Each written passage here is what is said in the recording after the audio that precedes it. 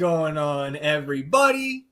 Welcome in to the North End Podcast, episode 200. My name is Zach Graham, your host here in the North End, joined, as always, by my good buddy. He's on record as my best friend. His name is Ian Michaud, and we call him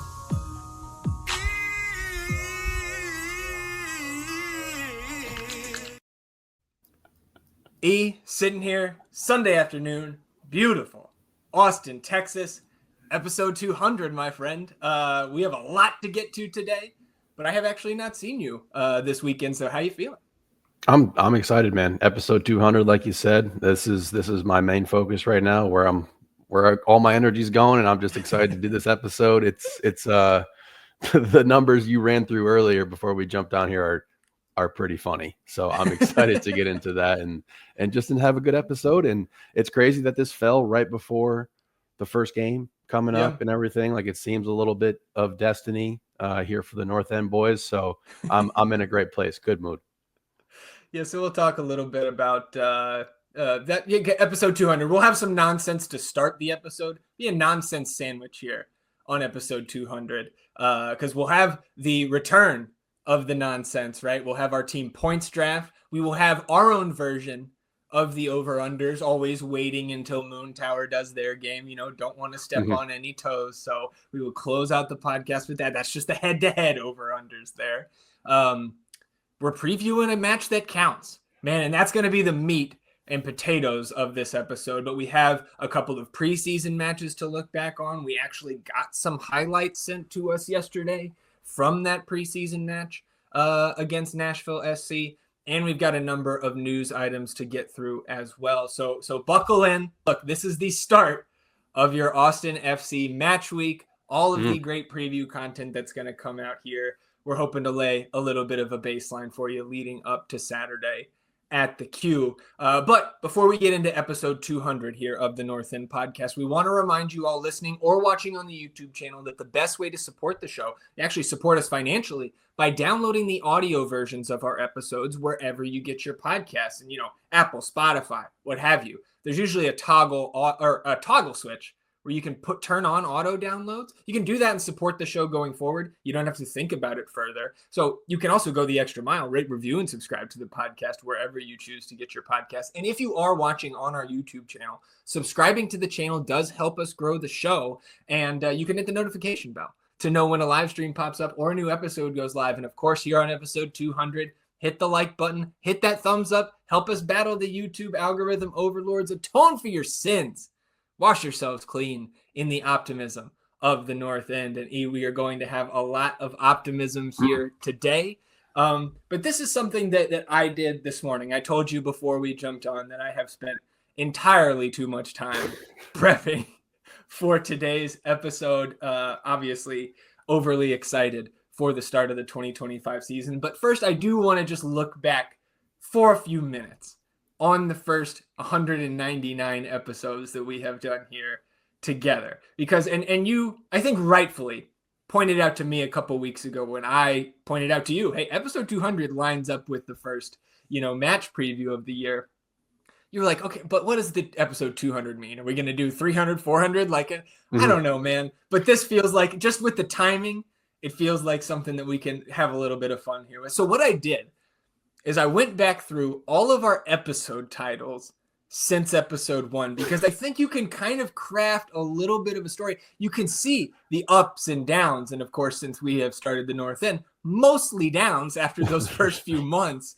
But I think some of these are just fun to kind of look back on and reminisce as, before we get into the 2025 season here for real. Because, right, our episode titles always come from something that is usually said on the episode.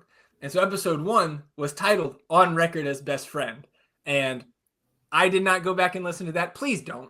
Please don't. It is just incredibly awkward start to the North End Podcast. But On Record as Best Friend was the first title there. And then episode 3, quick turnaround.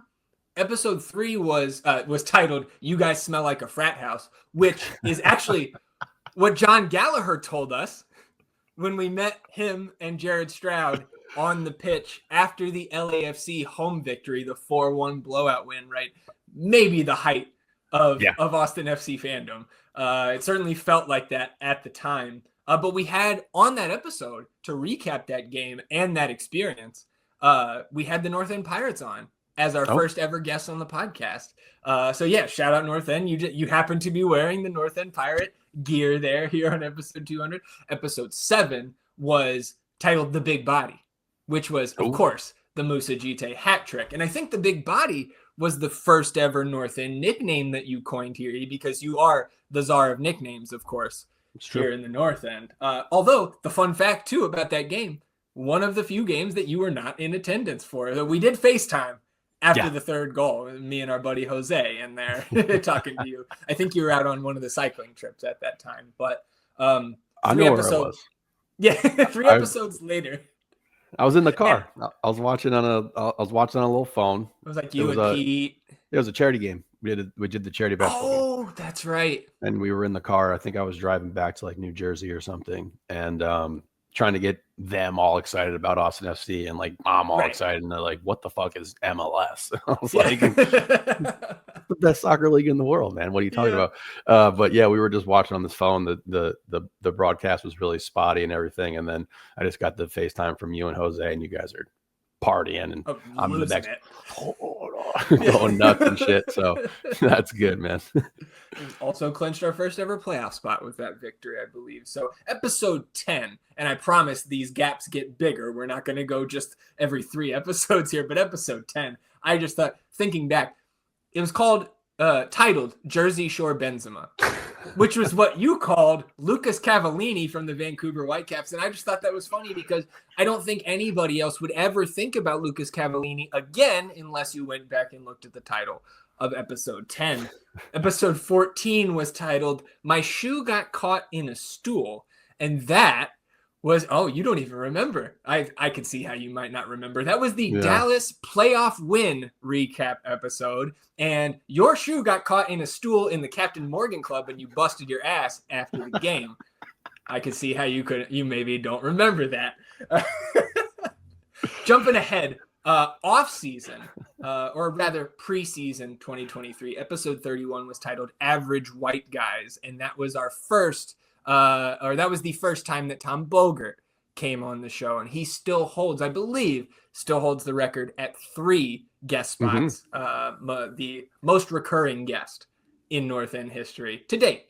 So shout out Tommy Scoops. Episode 48, and this a 17 episode gap between us trying to convince Tom Bogert and he rightfully pushing back on our Emiliano Rigoni optimism. 17 episodes later, the title of episode 48 is Somebody Score a Fucking Goal. And that was late 2023. Episodes 50 and 74. The episode titles aren't really tied to what I remember about those 2 episodes. Those were both recorded in the super secret North End Bunker studios. So I know you remember those, and those are the only 2 episodes that you and I have recorded in person together. And those were a blast, man. That was a really, really fun time. I definitely miss it. Shout out Sheriff. Yeah, long nights there. Episode 52 was Pray for My Butt. And I think one of 3 episodes with the word butt in the title. That was not only another bike trip episode, but that was COVID bike trip episode where you were sickly and had snuck back into a hotel conference room to make sure you didn't miss the episode. So shout out to you on episode 54. Everybody prayed for your butt. Good. I'm thinking, I wonder if you had the other butt one in there, or as I accidentally said butts, put butts in seats. Yeah, seats and butts. I think is what you said. Yeah. It's seats and butts. Yeah. Well, so that was episode 52. Episode 54 was Born into a World of Peace, which was Mike LaHood's appearance. And I went back and I did go back and listen to the conversation we had because that was awesome. It was a pretty moving story of Mike LaHood's background and stuff. I learned a lot about Mike then, and it's great to see him going. Like, we wish we still had him and Adrian Healy right here in Austin, but Mike has certainly gone on to bigger and better things there. So shout out to Mr. LaHood. Episode 68 was titled Plates Are Spinning. And although that was a quote from our ex-head coach, that was the episode that Rodolfo Borrell was signed as sporting director. So episode 68, Plates Are Spinning. Jumping all the way to episode 94, Stoppable Force Meeting a Movable Object, which was the game preview for the away match at Colorado at the end of the 2023 season, which, of course, was an L. But we did clinch our second Copa Tejas that night against Colorado, right, as Houston and Dallas drew in Houston. Then episodes 96 through 98. This is what I call the E trio here. This was with the wisps of playoff hopes still alive. Episode 96 was E is for enticed. Episode 97, after a loss, was E is for eliminated. And episode 98, after we got past some things, E is for evolving. So that was the E trio coming up there, approaching the century mark, of course. Got to that 100th episode. Episode 119 was preseason 2024, and that was titled Dip into the Legos, which, if you recall, Josh Wolf made some really weird comments about guys being interested in Legos, talking about how much Owen Wolf liked Legos, I think suggesting that other players on the team also liked Legos. And look, I like Legos myself, but like, that's just a very unique episode title and a unique time there. Yeah. Preseason 2024. That was I think the season preview. That was this episode last year, because episode 120, the next one, was titled 5 Goals and 38 Haircuts, which I put in parentheses, 2024 opener rage episode. 5 goals and 38 haircuts, of course, were the official stats for Emiliano Rigoni at that point. Episode 131 was titled Full Government Name. That was Brad Stuver's appearance. So shout out to Bradley Scott Stuver. That was a highlight for both of us, of course, throughout the first 2.5 years of this project. The next episode was episode 132, titled Everyone's Screaming, You're Crying. That was the San Jose Miracle win. And so that happened right after Stuver came to the North End. So I think whenever we need a huge Miracle win, Bradley, come on, you got to come on back to the North End, man. So we won't pull that lever until it's like we really got to break glass in case of emergency, but just keep it in mind. So he's got to be on Tuesday's episode. Yeah. I mean, just middle of the week, man. Look, instead of media availability, you come over here. It doesn't even have to be long. We come over here, we shoot the shit a couple minutes, and then boom, 4-3 win the next time out. So episode 140 was titled I Said Who? And that was Tom Bogert's third appearance on the podcast. But the highlight of that, I Said Who, was because he forgot that he himself had reported that Austin FC signed Mikkel Desler, and he had to go look up who Desler was once again. Episode 145, and we're coming to the end here. That was titled Rotogasm, and that was the Emiliano Rigoni buyout combined with Osman Bukhari rumors. So episode 145, the Rotogasm. Episode 149 was Bleach Blonde Bad Built Butch Bod E. When his the Desler signing was made official, and of course, E bleached his hair, and timely reference to, I think, Jasmine Crockett, I think is her name. And Marjorie Taylor Greene. Yeah, that was well done by you, sir. Episode 163 was titled Victory Song. That was the first time we played the Victory Song on the podcast. That was right after the Pumas win, as another game that you unfortunately had to miss. But then episode 164 was titled Surprise Cobra, and that was the Monterrey win. And that, again, was surely the high point of last year's season. Absolutely. Episode 179 was titled The Eye of Eastern Europe. That's where Svatak stepped in against the Timbers. And we love Alexander. That was where the legend of Svatak really began. Episode 180, the next episode was titled Austin FC 2.0. Josh Wolf got fired. Austin was eliminated from playoff contention. And that was a big turn. Like, that was the turning point to where we are now, right? And so 2 from the offseason. Episode 193 was titled Fafa Fallout. And how long ago that feels. It was really like a month and a half ago. But when we were talking about Fafa and getting excited about him, and then the disappointment and then everything that transpired in the 4 weeks after that Fafa fallout on episode 193. And then episode 197, just a couple weeks ago, the Albanians found us. And they did.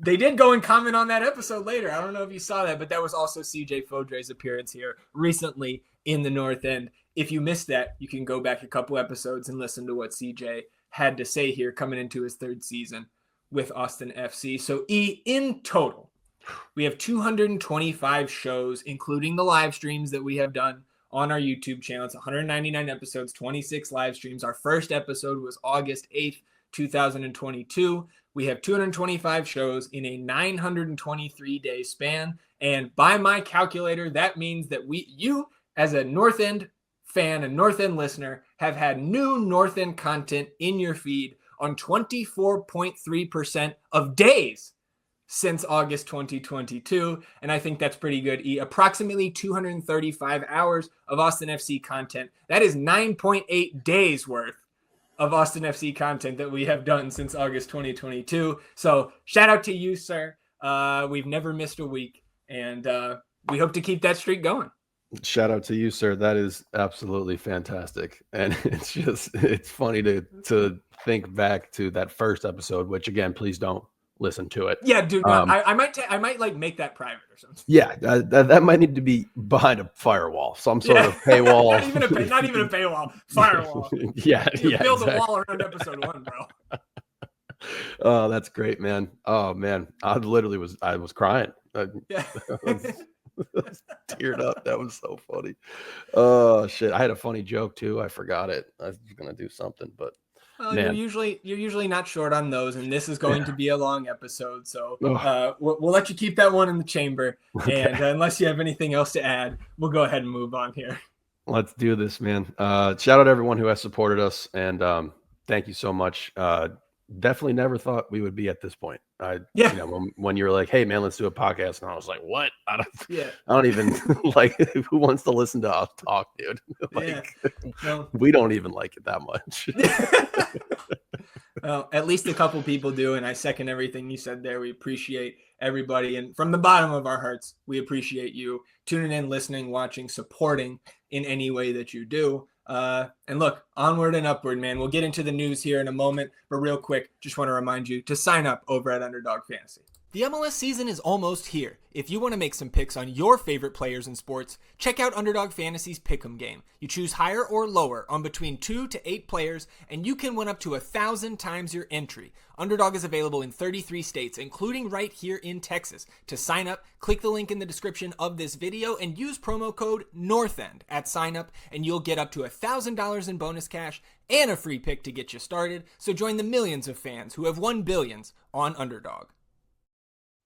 Promo code NORTHEND to sign up now at Underdog Fantasy. You can find the link to sign up in the description of our episode here on YouTube. And you use that promo code at sign up, of course, up to $1,000 in bonus cash. And you get that free pick. And the MLS season, I've said in that read for over a month now, the MLS season is almost here. The MLS season is here. We will have our official Underdog pick for Saturday's slate of games posted to our social accounts, either Friday evening or Saturday morning. So if you have signed up for Underdog, you will be able to tail our picks over there for match day 1. And if you haven't signed up yet, and that's something you want to do, have a little fun, put a couple jelly beans on these games this weekend, you sign up at Underdog Fantasy through our link in the description of this episode on YouTube, promo code NORTHEND, and looking forward to hopefully a successful season, because you speak about the nonsense too. I mentioned what we're going to do at the end of today's episode here, but of course the MLS picks return at the northendpodcast.com. So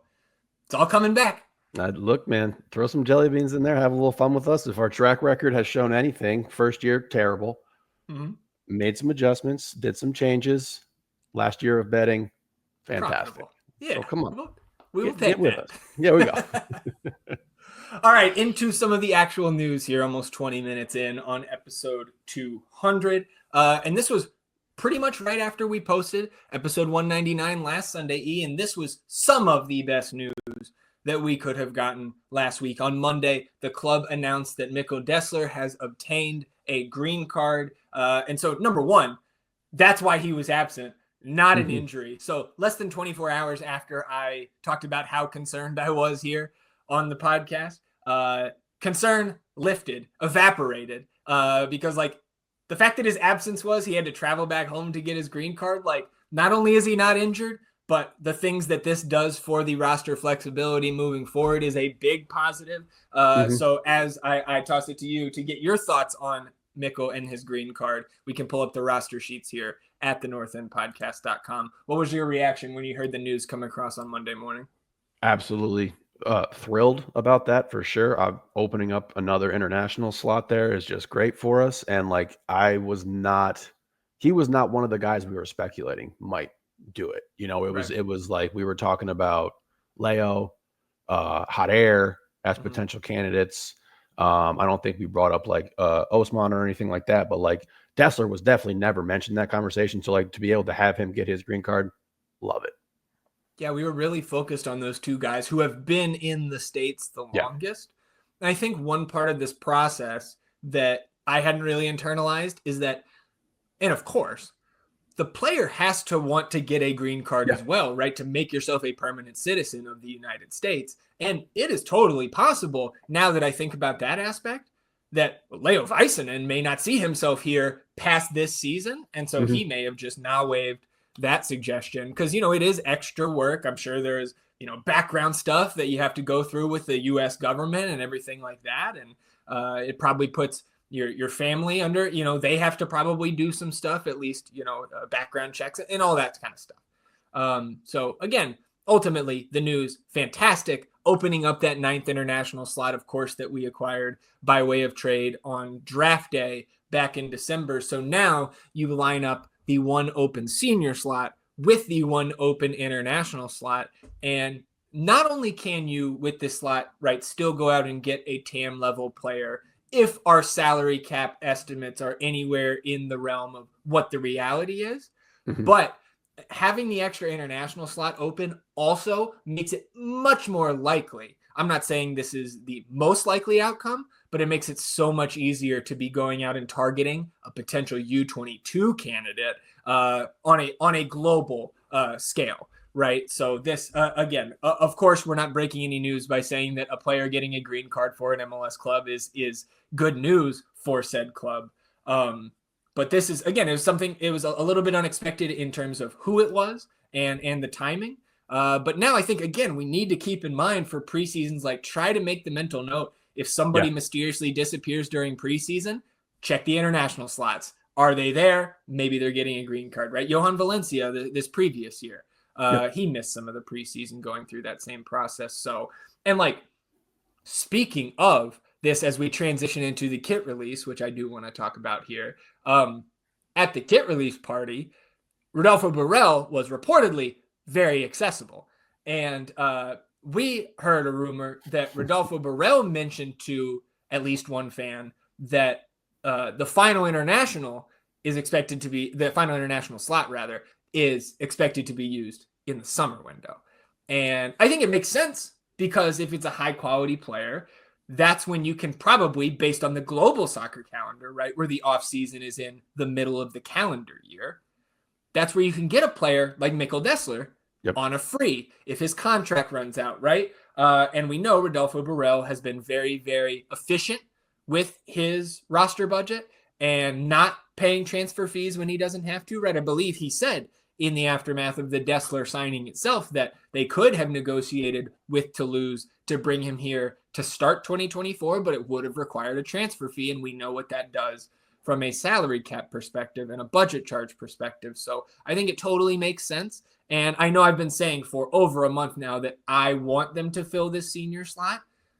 I reserve the right always to change my opinion, of course, with new context provided. But the fact that we were able to get this green card does change the calculus a little bit for me, or the equation rather, in terms of my desire to absolutely have those 20 guys ready to go here at the start of the season, assuming health and assuming that, again, we're using an international slot on this potential guy in the summer window.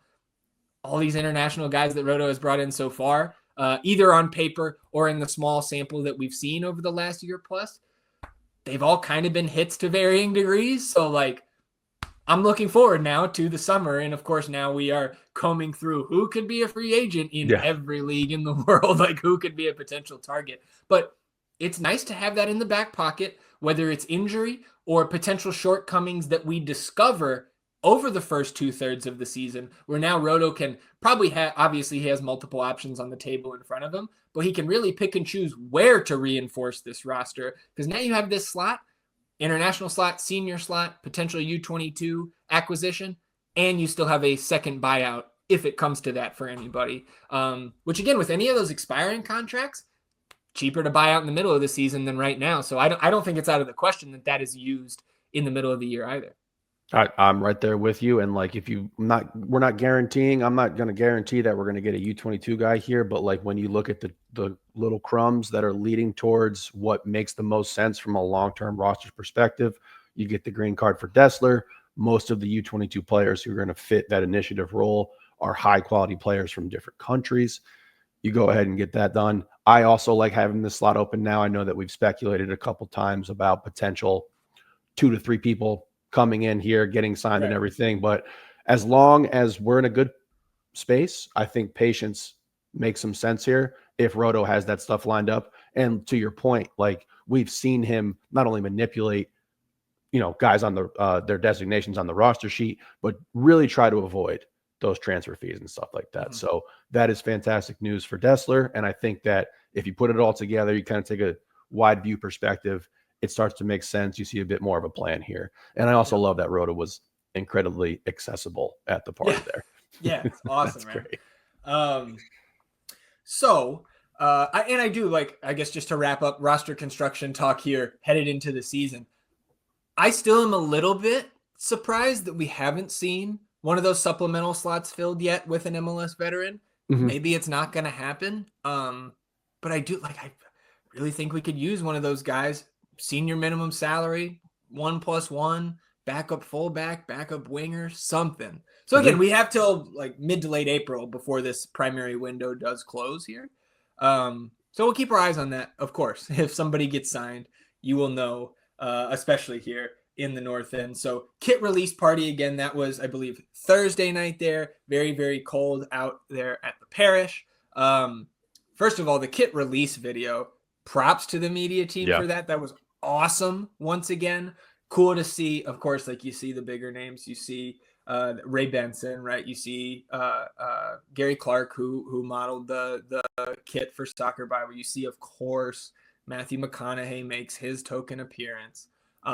But then, like, seeing a bunch of other artists that have been affiliated with the team, whether they did, because it's the Heartbeat kit, right? So artists and people of note from the Austin area who have done the Heartbeat of Austin pregame, right? Seeing a lot of those folks show up in the video, see a lot of La Murga, a lot of other, Los Verdes, Austin Anthem members, just fans that you see out and about. That mixture combined with just the overall quality of that release video itself, it was really cool. And the very end of it, man, where they beat the drum and they say Verde Listo, it's like it gave me a little bit of goosebumps, man, and like so ready for next Saturday. Again, I'm so ready for next Saturday from so many angles, and that was just another one.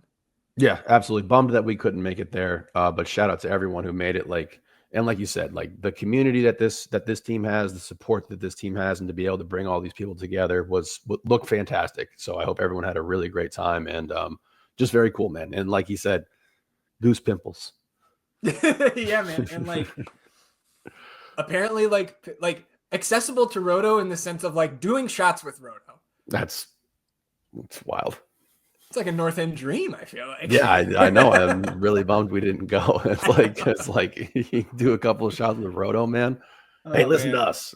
Well, we know what you would have asked. Yeah. You know what I was asking first? Hey, you want to know, huh? Yeah. Well, another question that was asked, I think, of Roto, and Phil West reported, no matter who he got it from, he reported near the end of that party winding down, that a certain designated player was expected to arrive on Saturday, and we did get Myrto Uzuni touching down in Austin on Saturday, actually during the match. He posted a pic on the plane. get the flight number from that plane. It's like, oh, he's landing in 20 minutes. It was like 2:30-ish yesterday. Lands from Europe, and then post a picture to his story from his hotel room at the Fairmont. So Uzuni has touched down. Everybody who is signed to this roster is here now. And look, man, he arrived slightly more than a week away from kickoff on Saturday. So that's something I think we have to talk about. We'll talk about more later in the preview. But I also saw a little bit whispers of a potential welcome event for Uzuni.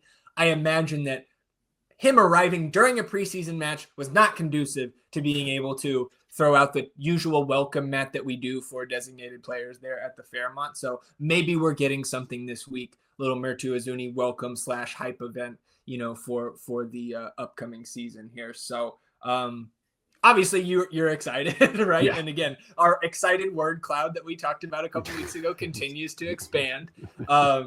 But your thoughts on Myrto getting here just in the nick of time is what it feels like to me. Yeah, super excited that he's here. We've been wondering when he was going to get here. I was super optimistic about him arriving. I thought we had taken care of everything, that he was going to be here, and we were going to be able to get him in some scrimmage games, some preseason matches here, but that is not the case. So I'm interested to see if we're going to get some time out of him, but very, very excited that he's here. I think that there's a lot of implications if he can't go, more than 30. Formationally, what we're going to look like, the shape of the team, everything like that. So be something that we can get into when we talk about the game preview and everything like that. But just happy he's here, happy everything went well, ready to roll. Fairmont, one of my favorite hotels. Love it there. Yeah, there you go. So moving on, a couple other pieces of news before we talk about these last two preseason matches. And this one sticks out if you go, sometimes I'm perusing the club's website for different things. Look what you find when you click on the front office staff. Corporate Partnerships Executive Ethan Finley. Oh. Apparently, Ethan Finley is sticking around the front office here. Not super surprising to me, considering his involvement in the Players Association over the last number of years. Him getting into the front office side of things doesn't shock me at all. And again, you go back to our kind of farewell episodes for all the guys who had options declined or were out of contract at the end of last season. And Ethan Finley is a guy that you could not say one bad word about. So having a guy like that still hanging around the organization, learning the ropes of that side of the business, kind of the next step in his relationship to the world of soccer. It's great, man. And if we're able to see Ethan Finley around Q2 or out and about somewheres, that's just an extra bonus, I think, for us in FC Sickos. I mean, he's a fantastic human. So to have him in this role with the club still and everything, I think it's important, as little as this will be documented, but very happy for him to be able to be in that role now. So then the other thing you notice on the website, if you go to the roster page, first of all, the roster page doesn't have all of the new guys in here quite yet, but the ones who have been around since the beginning of training camp have not only the updated bio pictures here, but you can see there's this button here that on every player says pronunciation, and it is every player pronouncing their own name. This was built for the North End. And so this is, look, one of the pronunciations that I know we've had right is Bukhari, right? Yep. It's not Bukhari, it's Bukhari. And so I did upload this here to our little streaming technology today. Osman Bukhari. Nice. Right, just for everybody, right? Look, one more time. Osman Bukhari. And that's something that I have messaged with our friend Phil West about, that nobody gets his name right. So now we can, with not just Osman, but everybody on the roster. This is a really cool feature. So shout out to the team. This is really cool. I think every team should be forced to do this legally, just to help us out. So I'm glad we've been getting Usman's name right, because even though I just called him Osman earlier on the cap sheet and stuff, but glad that we've been getting him right as much as possible, because we do, well, mainly we make fun of ourselves for not being able. We try our best, for real. Yes. So I like a little props for us there, but this is great. Man, we got some of these pictures aren't too great. Yeah, maybe we'll get some updates. Who knows? But one other update we do have here, the Verde Best Ball League is back for 2025. So returning the defending champion, Verde all day back in the league alongside Moon Tower Soccer, We Are Austin TV, and the Verde Pendant podcast. Texas Ring of Fire has bowed out of the league this year as they are no longer producing episodes, but shout out RB, Harry, all the guys who were involved with Texas Ring of Fire over the last few, Jose. I don't remember the kid they had in there from Houston who would never show his face, but you guys will be missed, and hopefully sometime down the road we can get Texas Ring of Fire back in the mix here. But replacing Texas Ring of Fire, and I'm excited about this, but from a competitive standpoint, what have I done soccer-wise, right? Tom Bogert and David Goss joining the Verde Best Ball League here in 2025. We're taking Best Ball national, and next worldwide. But so I believe it will be David Goss joining us for the draft Tuesday night, 7 p.m. live on our YouTube channel. If you get down with this type of nonsense, right? It's for those not familiar. It's essentially a fantasy draft. We're going to draft some MLS fantasy teams here. We're going to chop it up. We're going to have a lot of fun. You can come in, join in the live chat, talk to all of your favorite Austin FC content creators, talk to David Goss about the upcoming season. I think it's going to, it always is a blast. I just think we're taking it up another level here. And again, the negative side of that, look, we love you, RB and Harry. Texas Ring of Fire, the last 2 years, has really been the only thing standing in the way of us and the wooden spoon. And so, adding soccer-wise to the field, I'm worried for us, man. I'm worried for us. We really got to do our research here before Tuesday night. Oh shit. Yeah, no, that's incredible. Super excited. Shout out to those guys for joining in here. Look, man, the Verde Best Ball League it's been picking up steam. We're getting people gambling, we're getting people into fantasy, really just doing the Lord's work out here. Yeah. All the virtuous things that we do here in the North End. All right, so let's talk a little bit about these two preseason matches from this last week. First, we had Charlotte FC, and that was the final match out at the Coachella Valley Invitational, third of 3 matches out there. This one was not open to the public, and Austin FC made the decision to only share information about this match on their WhatsApp account. And look, I know WhatsApp is one of the most popular, right, global apps. It's not something that I have ever downloaded and logged into. I tried to. It sent me a code, or it said it sent me a code to configure my account. Didn't get it. 5 minutes later, I pressed the button, didn't get a code. Send another one here. And it says, oh, you can't get another one for 23 hours and 55 minutes. So I was like, well, I guess I'm relying on everybody else. And Charlotte FC, who did post updates to their social accounts. And I think the reason they did that, I saw some people asking, why are they only putting this on WhatsApp? I think it's because that match also took place right around the time that they were rolling out the Heartbeat kit on Wednesday through all of their social accounts. So I think it was to keep those feeds clean and the focus on the jersey and, of course, the money there. But we did have a couple things. And, of course, We Are Austin TV on top of it with the WhatsApp stuff. And they were reposting to their other accounts. So if you wanted to find this information, you could during the match. We just didn't get it directly, really, or in the traditional manner from the team. The starting 11 in this one, we did have some rotation. Stephen Cleveland started in net. Svatok and Leo were the center back pairing. You saw Mikkel Desler get back in there right away, so that was just another step in that positive direction. Kolmanich on the left side there at fullback. Midfield, Torres, Danny, Diego Rubio, then Hodder Obrian, Jimmy Farkalin, and Brandon Vasquez up top. I believe this went to the half 0-0. Second half, we get a couple changes. Antonio Gomez comes in at fullback for Mikkel Desler. Svatok and Leo stayed in there. Jean Kolmanich stayed in there. Torres, Burton. And then we had a number of guys go 60 minutes and come out right around then. So then we got guys like Micah Burton came in, Bukhari, Biru, Heinzeit, Cascante, John Gallagher. That was about 60 minutes into this match. So some of those veteran guys getting a little bit of a lighter day. CJ Fodre also came in at the half, so he got a full 45 there against Charlotte. and we end up conceding just one goal. It was a 1-0 loss against Charlotte. They were playing most of their first team guys, especially in that first half. So keeping them off the score sheet there with still a somewhat rotated 11 was nice, right? Like Zaha got out there. They had BL out there. Abada was out there. Like a lot of their number one guys, absent, I think, goalkeeper Christian Kalina. He did not start that match for them.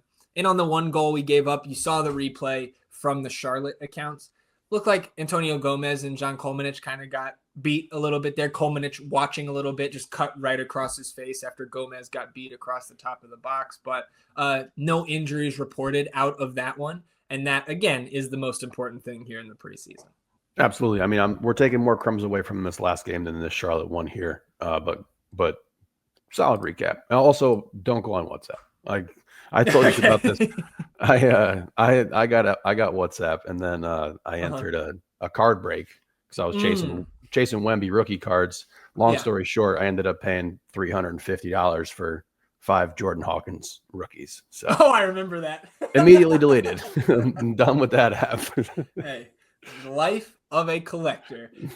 So on Saturday, we did play Nashville SC. That was at Q2. And I guess before this one even started, we got a midweek media availability from Coach Nico and from Basard Sabovic. Sabovic, a man of few words. It was like a 4-minute availability. Like just kind of one of those guys that I don't think is going to be super talkative with the media, which is fine. That's fine. But from Nico, he hinted that Dubersarski and Sabovic have been training with the team, and he was hopeful that they could get minutes. So that's what we were expecting headed into this one. And then looking at the lineups that came out, let me pull this tab back up here. We did get Nico Dubersarski starting. Sorry, pulling this image back up here for myself. We did get Dubersarski with the start. Looked like a 4-3-3 offensively. And one other thing about this game, we had a lot of sources, whether it's fans who or media members who made it somehow into the stadium, fans maybe hanging out around Q2 Stadium and catching glimpses of this, or some folks that had access to video streams of this preseason match here. So the first half lineup, again, looking like a 4-3-3 offensively, Heinzek and Cascante were the center back pairing. Desler and Biru out at the fullback positions, Danny and Owen with Nico Dubersarski in the midfield, Bukhari, John Gallagher, and BV up top. So again, we can talk about some of this too in the game preview here in a moment, but like one takeaway for me, Ilie Sanchez did not suit up.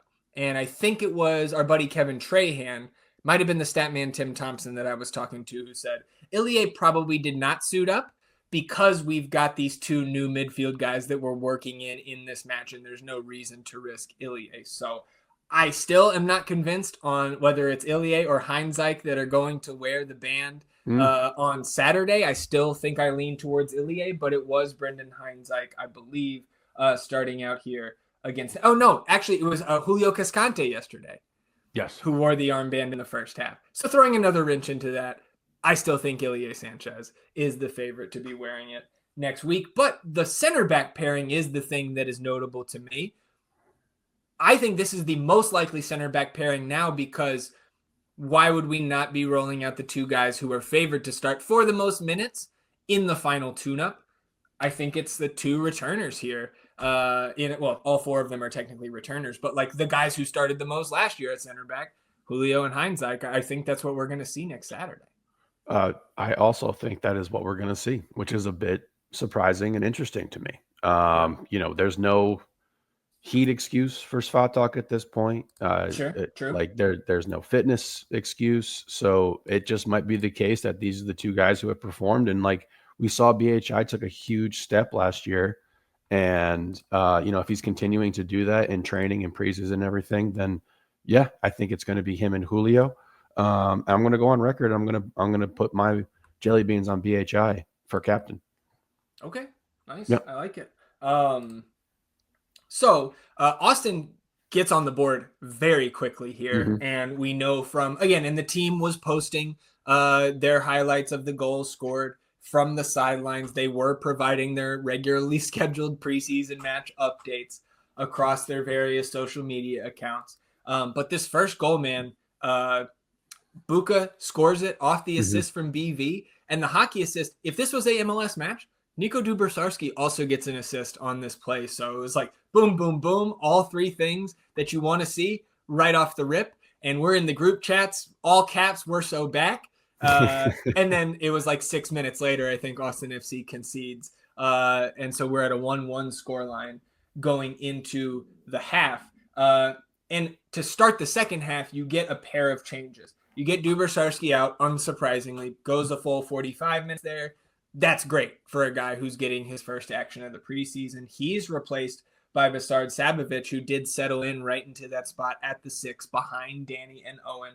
You also got Hodder Obrian come in for Mikkel Desler, which moved Johnny G back to the right back slot, and Hodder took over on the wing.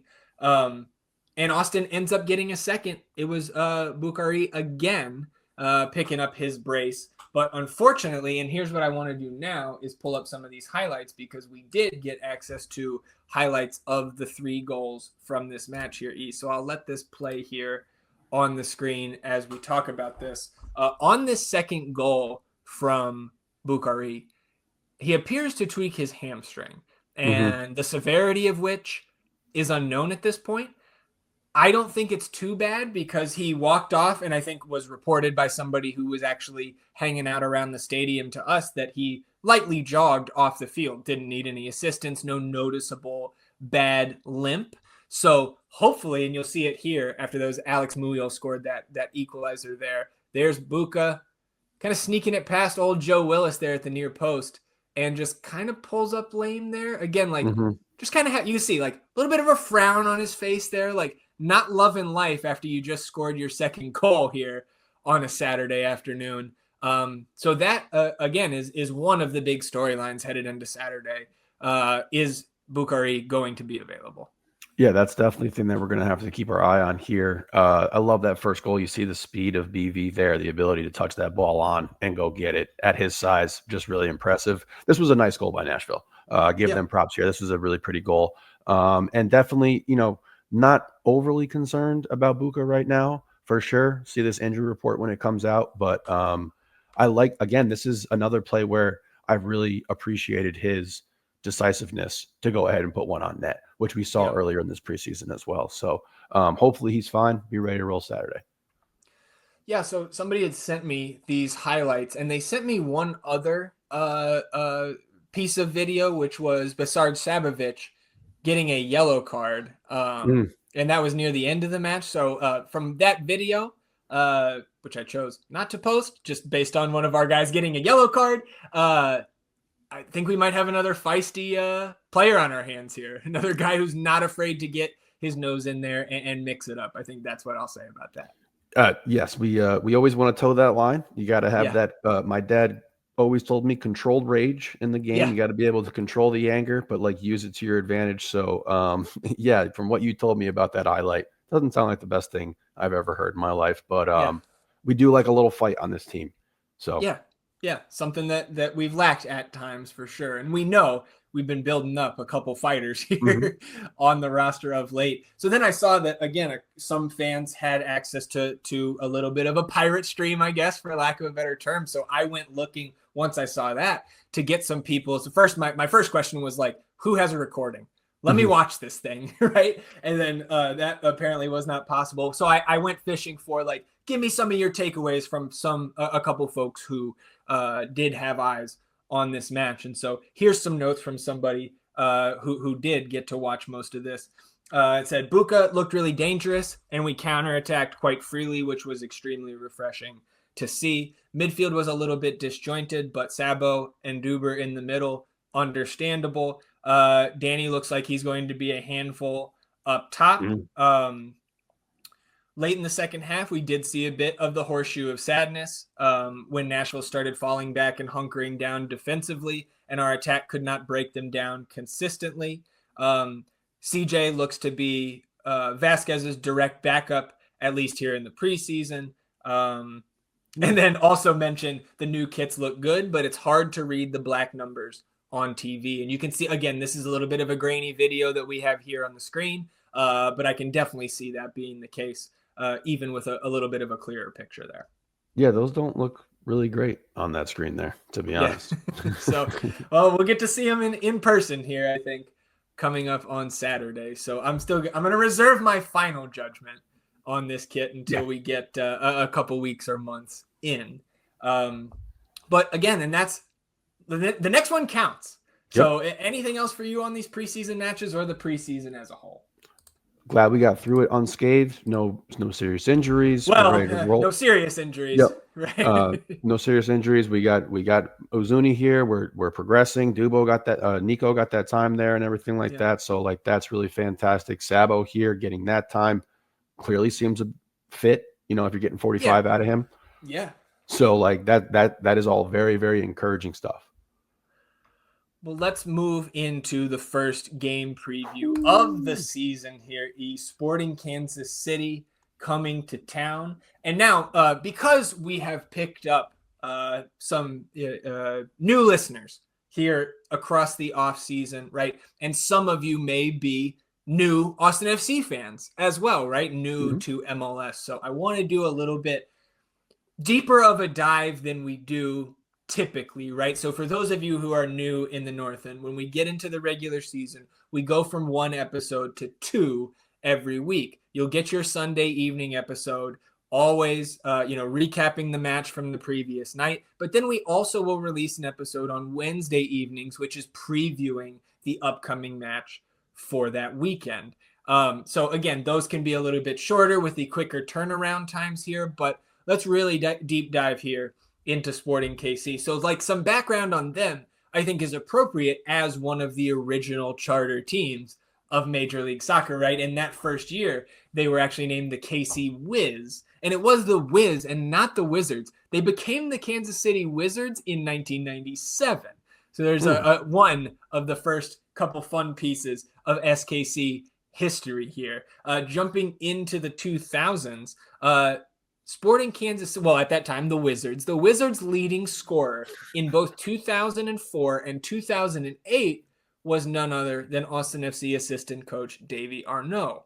The leading scorer in 2005 and 2009 was none other than former Austin FC head coach Josh Wolf. So you had 4 seasons in a 6-season span where those two guys led the way for this club. And then in 2010, right, so the year after Wolf's second as the club's leading scorer, 2010 leading scorer, Kai Kamara.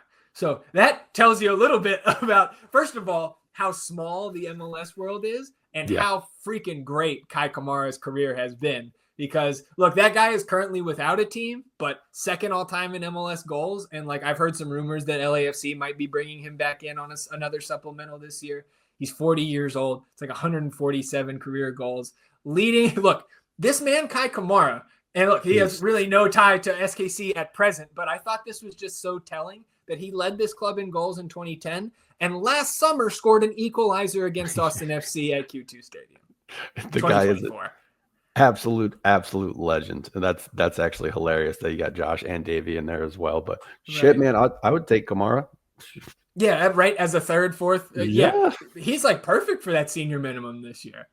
And like talk about veteran leader, guy who's been around the league, knows what it takes. We'll see, man. We'll see. So getting more up to speed in the current day SKC, right? So they became Sporting KC, I believe the 2009 season. Peter Vermees, their current head coach, took over in 2009. And Peter Vermees started for this team in their only MLS Cup win. I believe that was MLS Cup 2000, the 5th ever in league history. Peter Vermees started at center back. Josh Wolf came off the bench for Chicago Fire in that match. And then in the 2004, look, you can tell I've been deep diving. I told you I spent entirely too much time on this today. 2004, they make it back to MLS Cup against DC United, lose 3-2. Josh Wolf started next to Davey in that match. And then, of course, Josh Wolf did play for DC United elsewhere in his career. So 2 L's in finals there in the early 2000s for old Joshy. But Peter Vermees took over in 2009. He is currently the longest tenured head coach in league history. He's also their GM. I don't actually, for the deep dive that I did here, I don't remember or not if they split that finally this offseason. I don't think so, but I think there was maybe whispers of that. Maybe it was just me looking into Sporting KC fans and their desires. But they changed from the Kansas City Wizards to Sporting KC in 2010. That's when they moved to Children's Mercy Park, that's where they have played their home matches ever since.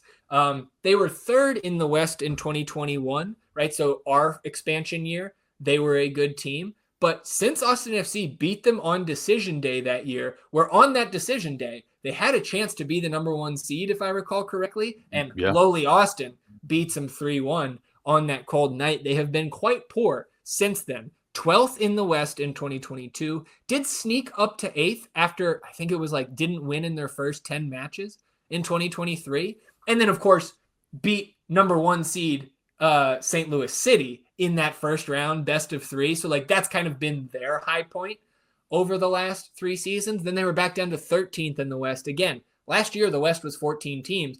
They were only above historically bad San Jose Earthquakes last year. So this team was bad last year, but they have made some big adjustments here. And under Peter Vermees, you wonder why does this guy have so much leeway? Maybe you're coming to the end of that with this Kansas City front office, but in his career, they've been tops in the Western Conference table 4 times, 2011, 12, 18, and 2020. He has an MLS Cup win back in 2013, and he's won 3 U.S. Open Cup titles. And they also were runners-up in the U.S. Open Cup last year. So, as down as some of the Sporting fans, obviously Cavincho is the biggest Sporting fan that we know of, right? Yep. From the outside looking in. This is a club that still has had success on and off through some of these tumultuous years over the last 4 or 5 seasons. And big changes, coming in or throughout this offseason. Guys who left, some of the big names, right? First of all, a little bit of a surprising sale. Alan Pulido transferred to Chivas, I think back to Chivas, because he spent multiple seasons there, if I recall correctly, early in his career. 1.45 million, so not a crazy transfer fee, but for 33-year-old, often injured Alan Pulido, I think that was a welcome surprise to kind of kick off the Sporting KC offseason. They also said goodbye to guys like Johnny Russell, Remy Voltaire, Andrew Fantas, and goalkeeper Tim Melia, who I think was 38 last year or something like that. Pulido is the most talented of that group, and if you read Sporting's website, they call Johnny Russell a cult hero there in Kansas City. And we know that they love Johnny Russell. And when he was not scoring against us, we love Johnny Russell too.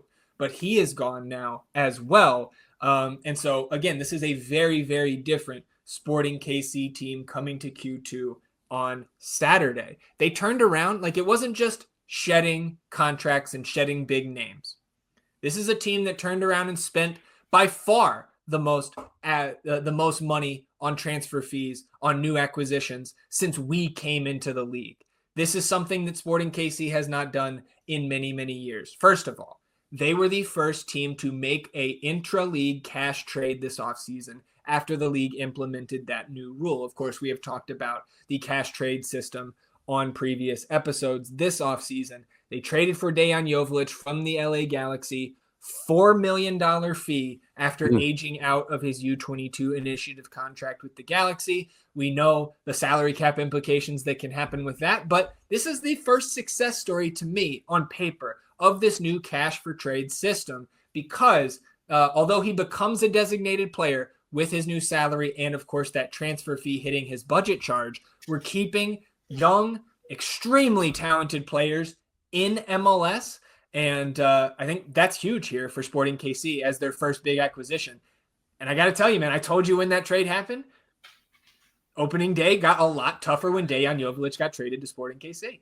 Absolutely. I felt the same exact way. We understand his ability to score goals, what type of player he is. He's tenacious. He's fast around the goal. He knows how to score. And, he seems like he's a real good, fun kind of competitor as well from the last time we saw him in the north end there talking a little smack, talking a little smack to him and to some fans and all that. And he was a good sport about that. But yeah, with Pulido, like, I think that's an excellent deal for SKC to get off that money, get off his contract and everything, because while he is a very talented player, somebody I really enjoyed watching as well, it was sparse to be able to watch him because he was so often injured. But this is going to be a formidable opponent. I know that we've been watching the lines on this game and everything, seeing what the numbers are coming in at. But the addition of Joveljic, great for Sporting Kansas City. And to your point, great for the league as a whole and what that rule that was put into place is going to look like going forward for teams. We want to be able to keep these guys here.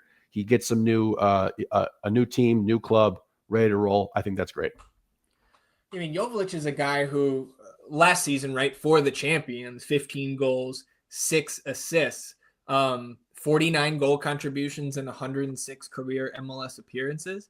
And like, they did not stop with Joveljic because they bring in actually a pair of guys from the same team. They like made this package deal for midfielder Manu Garcia and winger Shapi Suleimanov. They got these two players from the Greek first division side, Aris Thessaloniki. And it was about a $5 million package deal for both of them. But Manu Garcia is the guy that I want to talk about first here. This is probably now the biggest threat overall from, kind of a both ends of the field standpoint. Manu Garcia, like, this guy profiles as just a pure chance creator.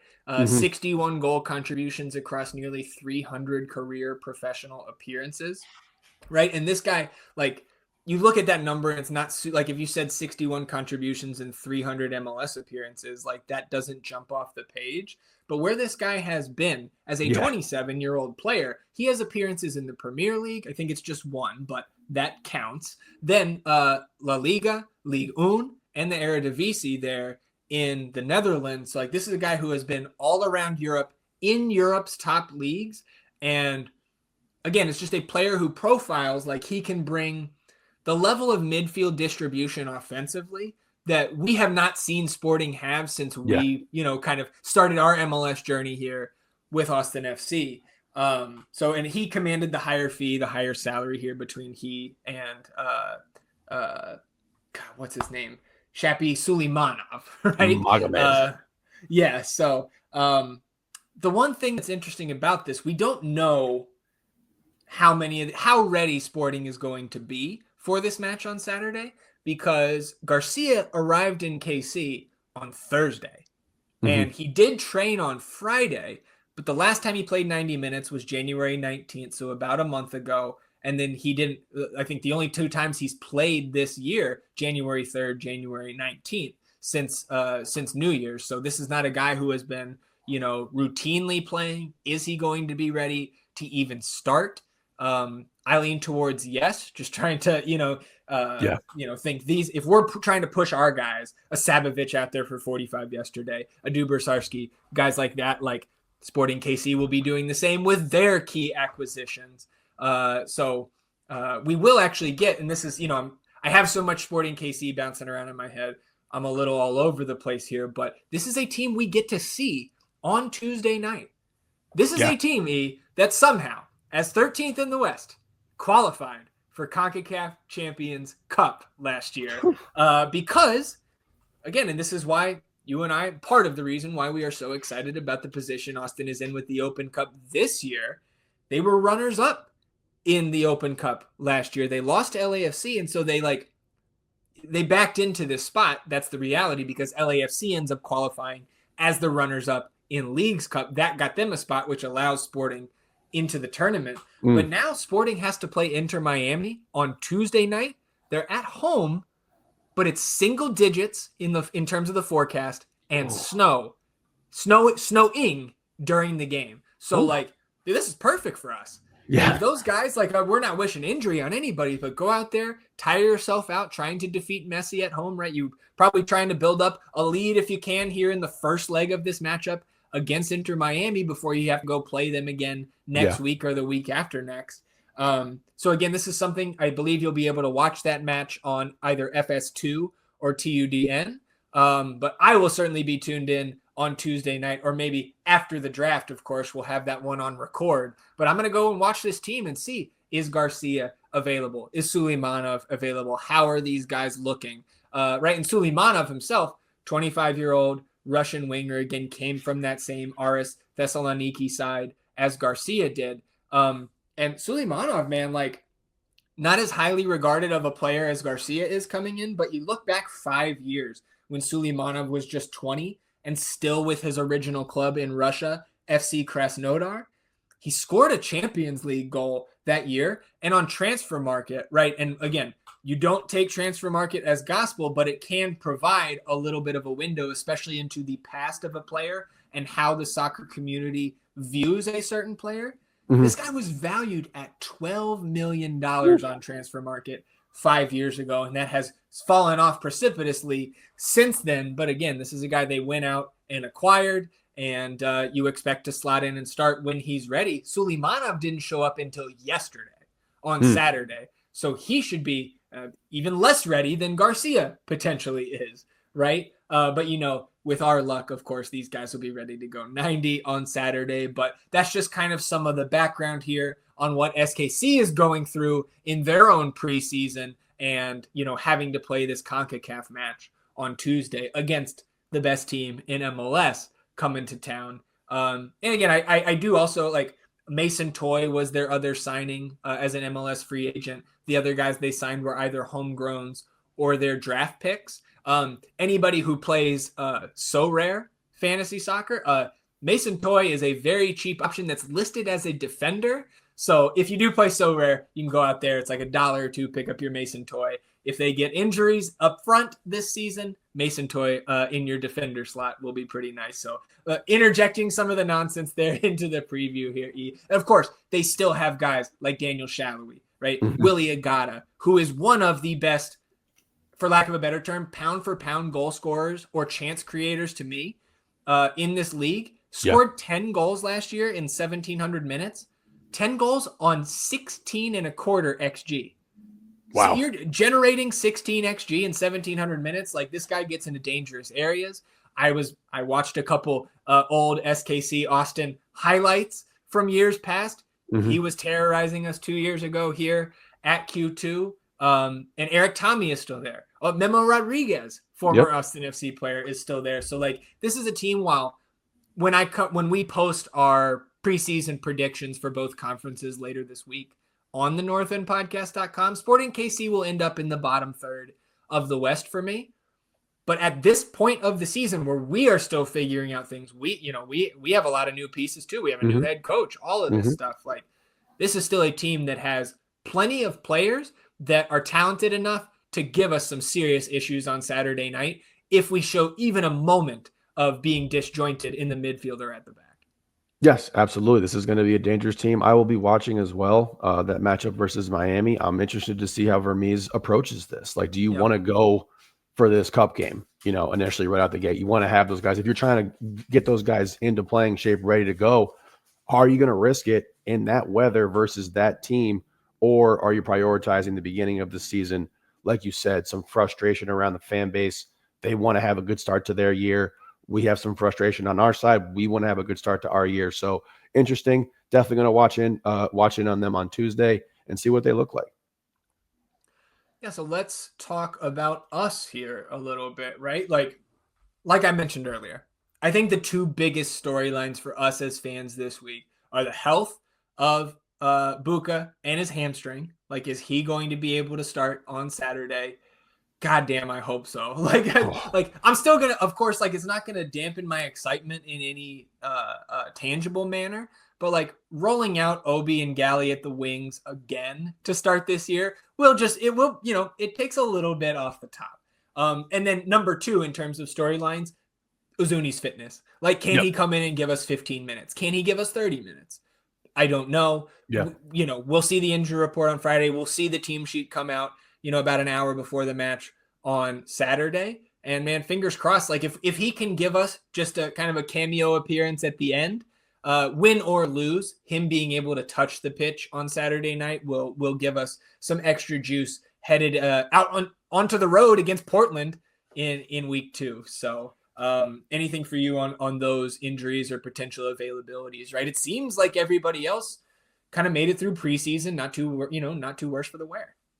Yeah, like I said before, excited for Uzuni. I think we're going to get a little time out of him, and that might just be me digging my heels into my take earlier that he was going to be ready to roll for the first game here. I do think that it could have some implications on the shape we take formationally if he is not, prepared for 30 minutes, 20 minutes of work. We'll see how it looks, but it's going to be interesting to see the starting lineup. We talked about the turnover and everything that we've had with this club and like what this team is going to look like compared to what it did last opening game last year versus Minnesota there and that disaster that took place. So, man, it's just it's almost surreal that it's actually here now on the doorstep.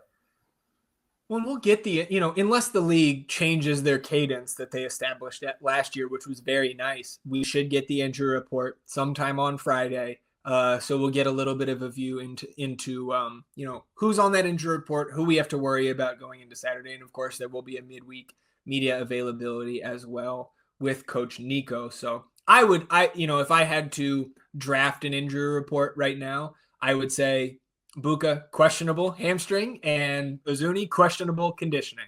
But if that's all we're dealing with here at the start of the year, it certainly could be worse. Again, assuming Buka can't go, Gally and Obi on the wings. I think, like I mentioned earlier, I think the center back pairing is BHI and Julio once again. And then in the midfield, I think I don't know, man.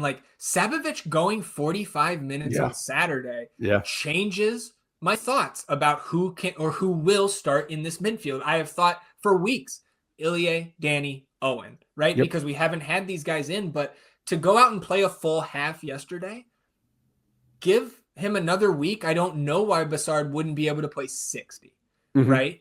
So that's another, that may be the biggest question mark for me right now in the lineup that's not injury related is who are the three midfielders that we see get the call on Saturday. Do you have any lean there? Because I think for me, just like with keeping Ilie as my favorite to wear the armband, I think it's still Danny, Owen, and Ilie for me, but just the sheer amount of time that Sabovic and Dubersarski, right? You can say the same about him. I would never predict him to start next weekend, but both of those guys are 45 minutes fit on Saturday. I don't know why they wouldn't be damn near full go a week from now.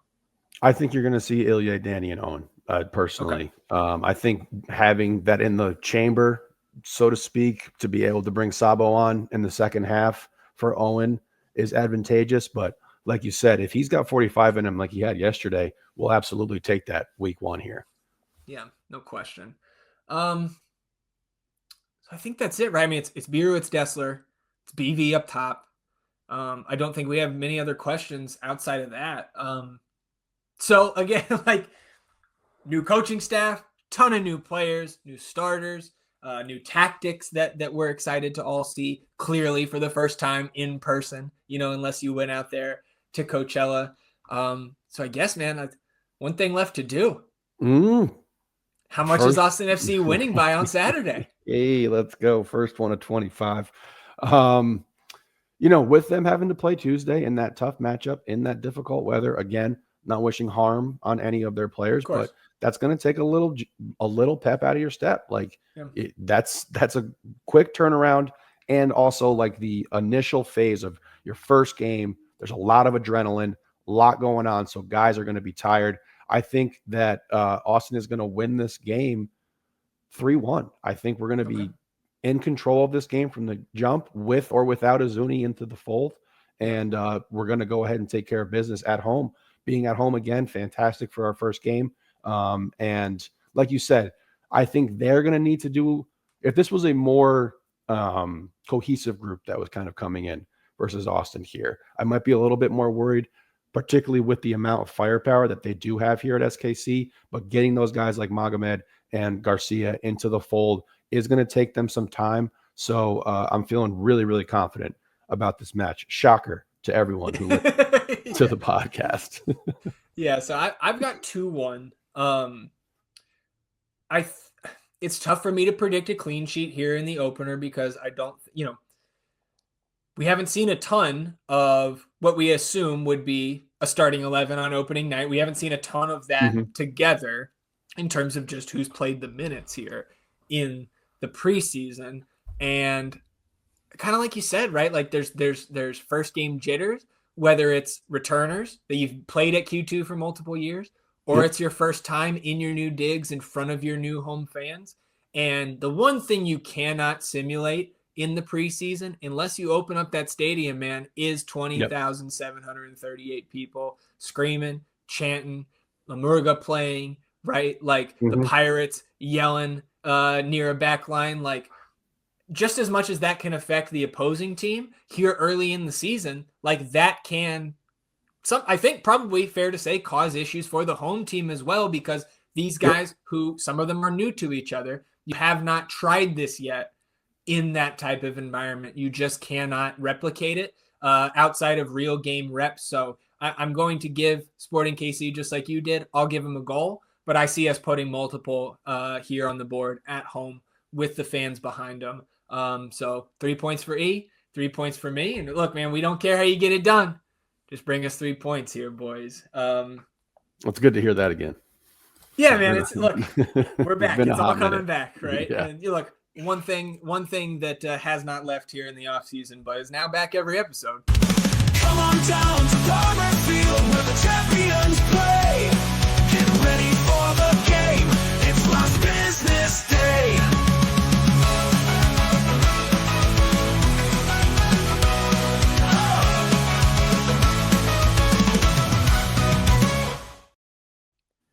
Last business day on episode 200 of the North End Podcast, E, and we have resolution with the draft picks. Both Riley Thomas and Pat Grishevsky join Austin FC 2. And I think the interesting thing about this is the terms of these contracts, or the contract length rather, were not disclosed by the club. So we have these guys added to the Austin FC 2 contract sheet on our roster sheets at the northendpodcast.com, but we don't know how long these deals are for. So we are just left guessing until we can hopefully get that information from somewhere. But congrats to these guys, right? Going through the preseason, helping out the first team. I think they are both ripe for potential short-term loan agreements, call-ups during the season if we get to a place where we need those extra bodies. Maybe you see them in an Open Cup match against the USL side. You never know. But shout out to these guys for the work in the preseason, and glad to, excited to see their development here with the second team for Pat and Riley. Yes, welcome. Super excited for both of these dudes. Begin your journey, man. Like let's go. This is exciting stuff. Being a professional athlete, it's awesome news. Yeah, sign your first professiontional deal, right? Yeah, that's nothing to sneeze at there. So, and I just realized that Pat and Riley, my NBA brain clicked on there for a second. We also, and this may be the final crumbs of the preseason, another successful preseason with the crumbs here, E, but we had, I forget who it was, one of the Austin FC news accounts on Twitter that pointed out to us this picture of what appeared to be a trialist goalkeeper out there with the first team at Coachella. So, when I have a little bit of extra time one of these mornings or evenings, I do the deep dive. We get a couple more glimpses at this guy, freeze frames, red arrows in the background of the Super Bowl video, right? And then you find this is Charlie Farrar from UNC Asheville. Charlie was the two-time Big South Keeper of the Year, and that's where he comes to Austin FC from.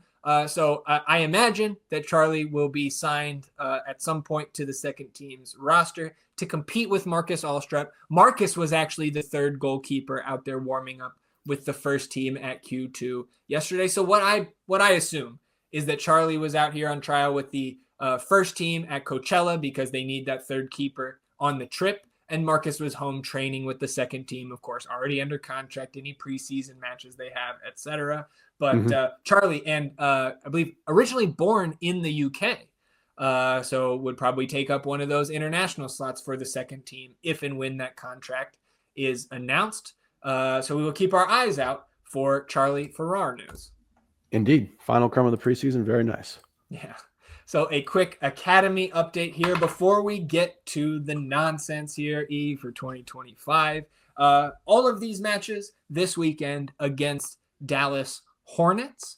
U13s with the 4-0 victory. U14s back on the horse, 3-1 win. And the U15s, 2-0 shutout. So you love the weekend sweep. Keep it up, boys. Way to go. All righty. Let's get this started. It's time for our own, look, this is, you got to indulge us here. You can turn off the pod if you want to, but this is where we have some fun. Yeah. And the first part here, E, will be our team points draft. Now, I have taken home the crown in both years here, so I will cede the first pick of 2025 to you, so, give you a little bit of a chance here. So in this, we are each going to draft 10 MLS teams, and as those teams record points in the MLS regular season table, those points are added to our totals here, and at the end of the MLS regular season, we will take a look back and crown a champion. So again, I'm sitting here going for a three-peat, but okay. He has the first pick in the 2025 points draft. Well, I think I'm going to go ahead and go with Miami. Okay, solid pick. That would have been my first one as well. So add Inter Miami to E's roster here. So then I get 2 in a row. And I think I'm going to corner the market on Los Angeles. We're going to go LAFC 1. We're going to go LA Galaxy 2. And we'll pass it to you for your second round pick. So maybe not ideal taking 2 Western Conference teams, but I feel like at least one of those LA teams is going to pull me 60 plus points here. Yeah, two very solid picks there. I'm going to stay on the East. I'm going to go ahead and take Atlanta. All right. Very solid. I got 2, yeah. You do. Third round? Word. I don't know if this is going to be controversial or not. I don't feel great about it, but I like the Sounders here. I'm going to go ahead and go Sounders. Yeah, that's solid. And if they would certainly be in contention for me with one of those first 2 picks. And again, if I would have gone back to them here in the third, I would have 3 West teams. So because you started 2 East and then 1 West, I'm going to pick up the little scraps here at the top of the East, and I will take FC Cincinnati. Okay. Here, and you can see spelling not great there. So we'll look that up, and we will take with our 4th round pick. This is where it starts to get tough, man, because look, I think Columbus would have already been picked. Yeah. If Cucho didn't get sold. Yeah. And there's no replacement in sight right now. So like taking them here, like I don't really want to leave them for you at the 4-5 turn. But I don't know if they're worth this pick here. I'm just not going to overthink it. I'm going to trust in Coach Nance, and I'm going to take the Columbus Crew. But I don't feel good about it, and let the record show. Okay, the record shall show that. Over to you for 2. Look, I'm going back to that Eastern Conference again here. Going to take the runners up to the Galaxy and take the New York Red Bulls. Red Bull. Yeah. That would be who I was also considering there out of the East. So a solid pick, if I do say so myself. Who you got here in round 5? We're doing a little nepotism pick here, baby. We're going Austin. Oh, bastard. Yeah. They might make it back to me. Well, this is quite the draft for your boy. Oh, and let it be known, the latest Austin FC has ever been selected in our team points drafts. So, look, we're evolving here. That's right. In the North End. Oh, goodness gracious. Where do I go next? This is a team in the Western Conference that I currently in the draft, we have not finalized our predictions here 1 through 15 in each conference, but I currently have this team above Austin FC, Minnesota United. Get on the team. And let's see. I feel like after these teams that we have selected, there is somewhat of a drop-off really in both conferences, or at least I have big question marks around Philly right after their season last year around Orlando, right? Like they lost Facu Torres. Houston, we know they're kind of in shambles at this point in terms of their roster build. I do think my next pick has to come from that grouping of teams, though. And I think I'm going, coaching change, be damned. I'm going to go with what I think is a old reliable pick here and take the Philadelphia Union. Okay. Go Birds. Okay. You feel good about that one too? I feel like you got 2 picks here you don't feel too great about. I think we're at that point of the draft after you took Austin, where I'm not sure I'm going to feel great about any of these picks coming in the home stretch here. Copy that. I'm going to go ahead and take Charlotte. Okay. Who I think good pick. Should be surprising. Well, not surprising this year. I think they're going to be solid. They made some nice additions. They were a solid team last year, so I'm excited for that. And then I'll go ahead and take the Revolution. England Revolution, the new look Revolution, who I believe turned over they have 14 new players or something like that. It's like more than half of their roster is new there. And you look at some of the attacking talent, right? Campagna coming in there, Chankalai coming back off injury. Carlos Heel is still there. They brought in the Luca Langoni kid in the summer window. And what's crazy is I don't think E knew hardly any of that. So a good pick by you, maybe almost blindly there.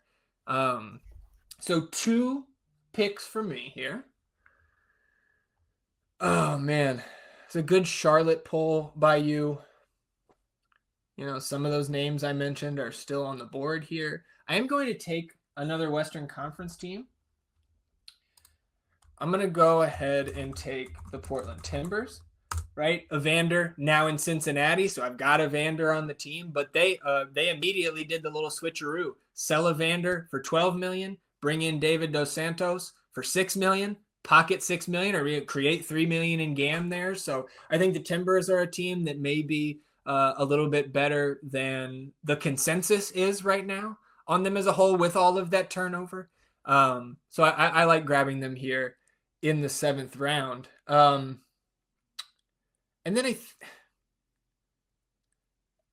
I'm between 2 Eastern Conference teams right now.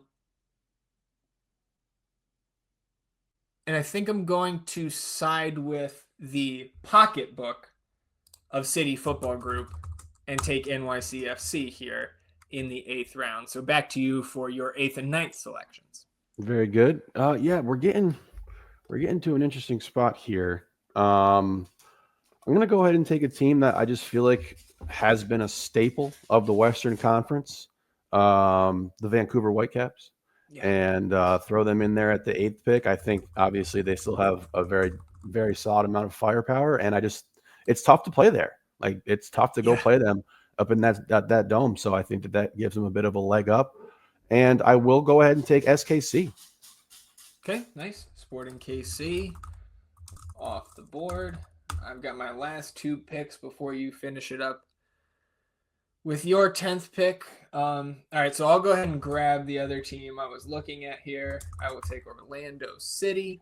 Knew you were looking at them. Yeah. Your boy Alvin and the Chipmunks. Yeah, I was literally about to say that the Chipmunk is one of my biggest concerns there. They have 3 good forwards, but I'm not sure any of them are great between him and Maguire and Ramiro Enrique. All right. My last pick. Okay, so I've got 2. If I want to go 5-5 split between the conferences, I need another Western Conference selection here. I don't think I feel great about any of the teams in either conference that are left on the board here, but I will go ahead and reach for that 5-5 split, and I will take Real Salt Lake. And Salt Lake, a team, obviously, that big changes, not just this offseason, but in the middle of last season with Andres Gomez going out, right? That was a kind of a hit to them. They were flying at the top of the Western Conference through the first half. Gomez leaves, Chicho suspended. Now Chicho traded, but Diego Luna still there. The youngster Dominic Marchik still there. Diego Gonçalves in the middle. there, and I think they've got some room to potentially make some more additions here in the latter parts of this primary window. So that will be my 10th pick. What do you got here to wrap up our team points draft in 2025? I'm going to go ahead and take the team that is going to win me this competition this year, get me on the board. Okay. We've seen in the past how quick you can turn around some teams in MLS. From the Galaxy being as terrible as they were to winning last season, I'm going to go ahead and take the San Jose Earthquakes. You get Chicho in there. You got Bruce. Bruce knows what he's doing, baby. So I think that that's going to be a really solid pick there in the 10th spot. And I hope that works out for me. But like I said, you can turn these rosters around quickly. And I think that this is a good high-risk, high-reward pick here in the 10th slot. I agree with you, man. And I think, like, look, if I do say so myself, as the two-time defending champion, I'm a little worried here on paper. I think you might have done some research that you didn't tell me about, and you're making good picks here. I like that as an upside swing in the 10th, right? You got Bruce there, who historically is good with, the bigger names. Your Chicho, right? Christian Espinoza still there. Like Amal Pellegrino, our boy, still there. Hernan Lopez, who came over in the middle of the season. So there you have it. Firepower. Yeah, no, there's no question about that. Still going to be scoring goals there are the Quakes. So there you have it. Our team points draft. We'll revisit this periodically throughout the year, but of course we'll come back at the end of the season and crown our champion. Cannot wait to three-peat here. So let's close out episode 200 here with, this is my favorite exercise, I think, of the preseason, our head-to-head over-under competition. Like we mentioned earlier, right? We always wait for Moon Tower to do their game so we can try to diversify our lines a little bit from the great job they do over there. And I will shout out Scott Specht, who they had on this year in place of Marcelo Tesson. I thought he picked up kind of right where Marcelo left off. A great game. And of course, that's one thing that Moon Tower brings that I don't take the time to do, is like they're going to put those lines out in some sort of form where you can go and play along.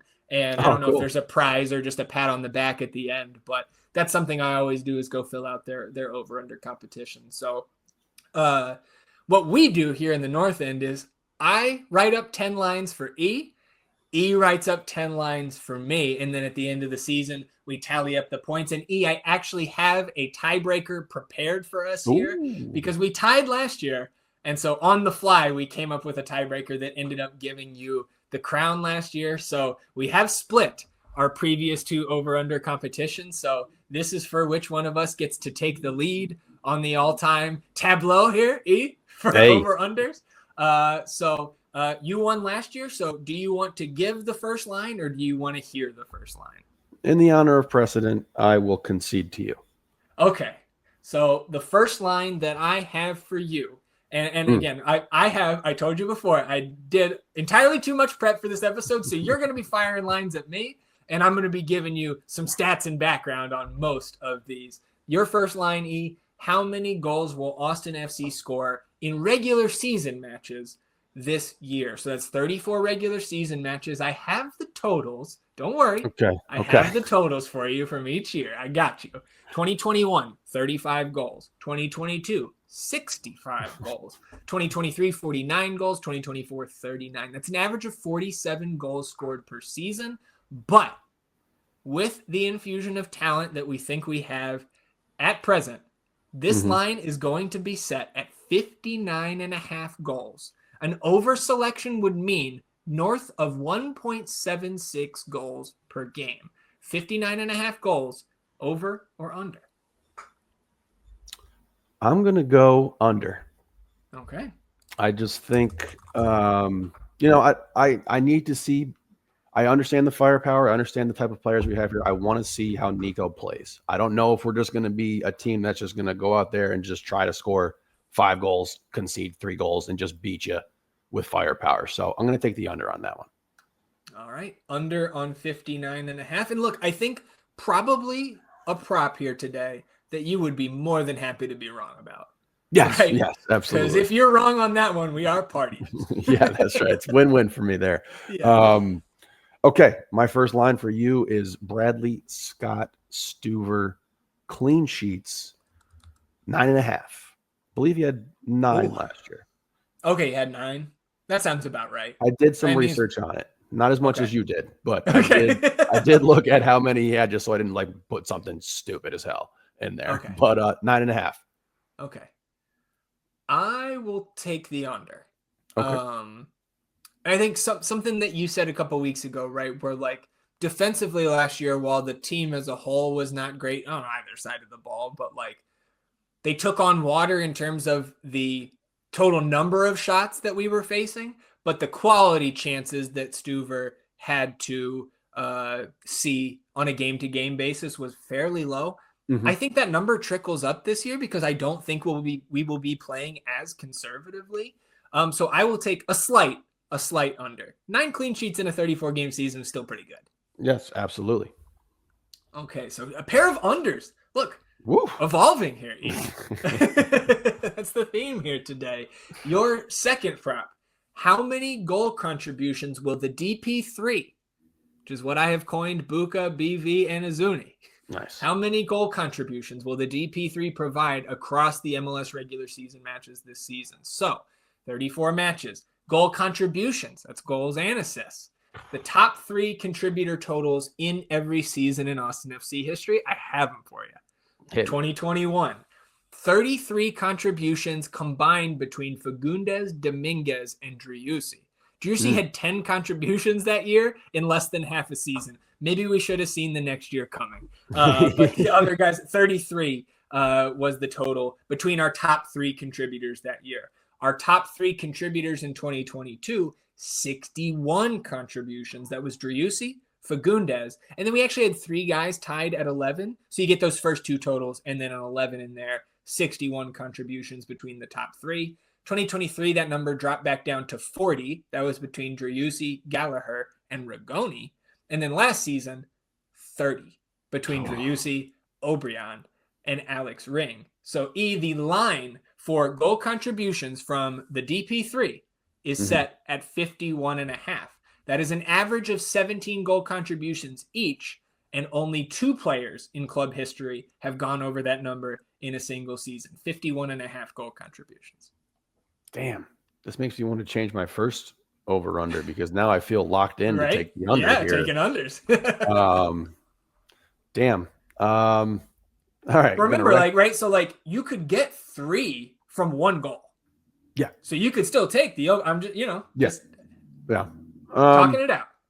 I'll take the over. I don't feel awesome about that because what I answered the first one, but I still do. I still think that's the right call there. So I'll go ahead. You can middle it there. Like you can hit the over on this with the under on total goals. Yeah. All right. What do you got my for next me? one for you. Number of Austin FC players who record a hat trick this season, 0.5.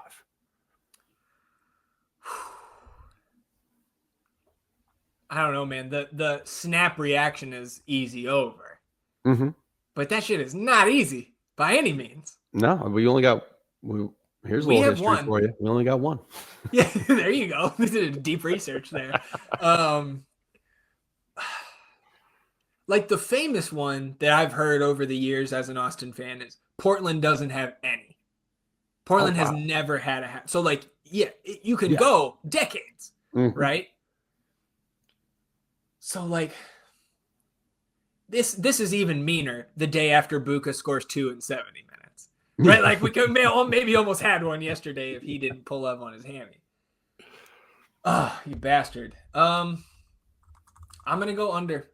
I think we see a lot of braces this year between all of the attacking talent we have on this team.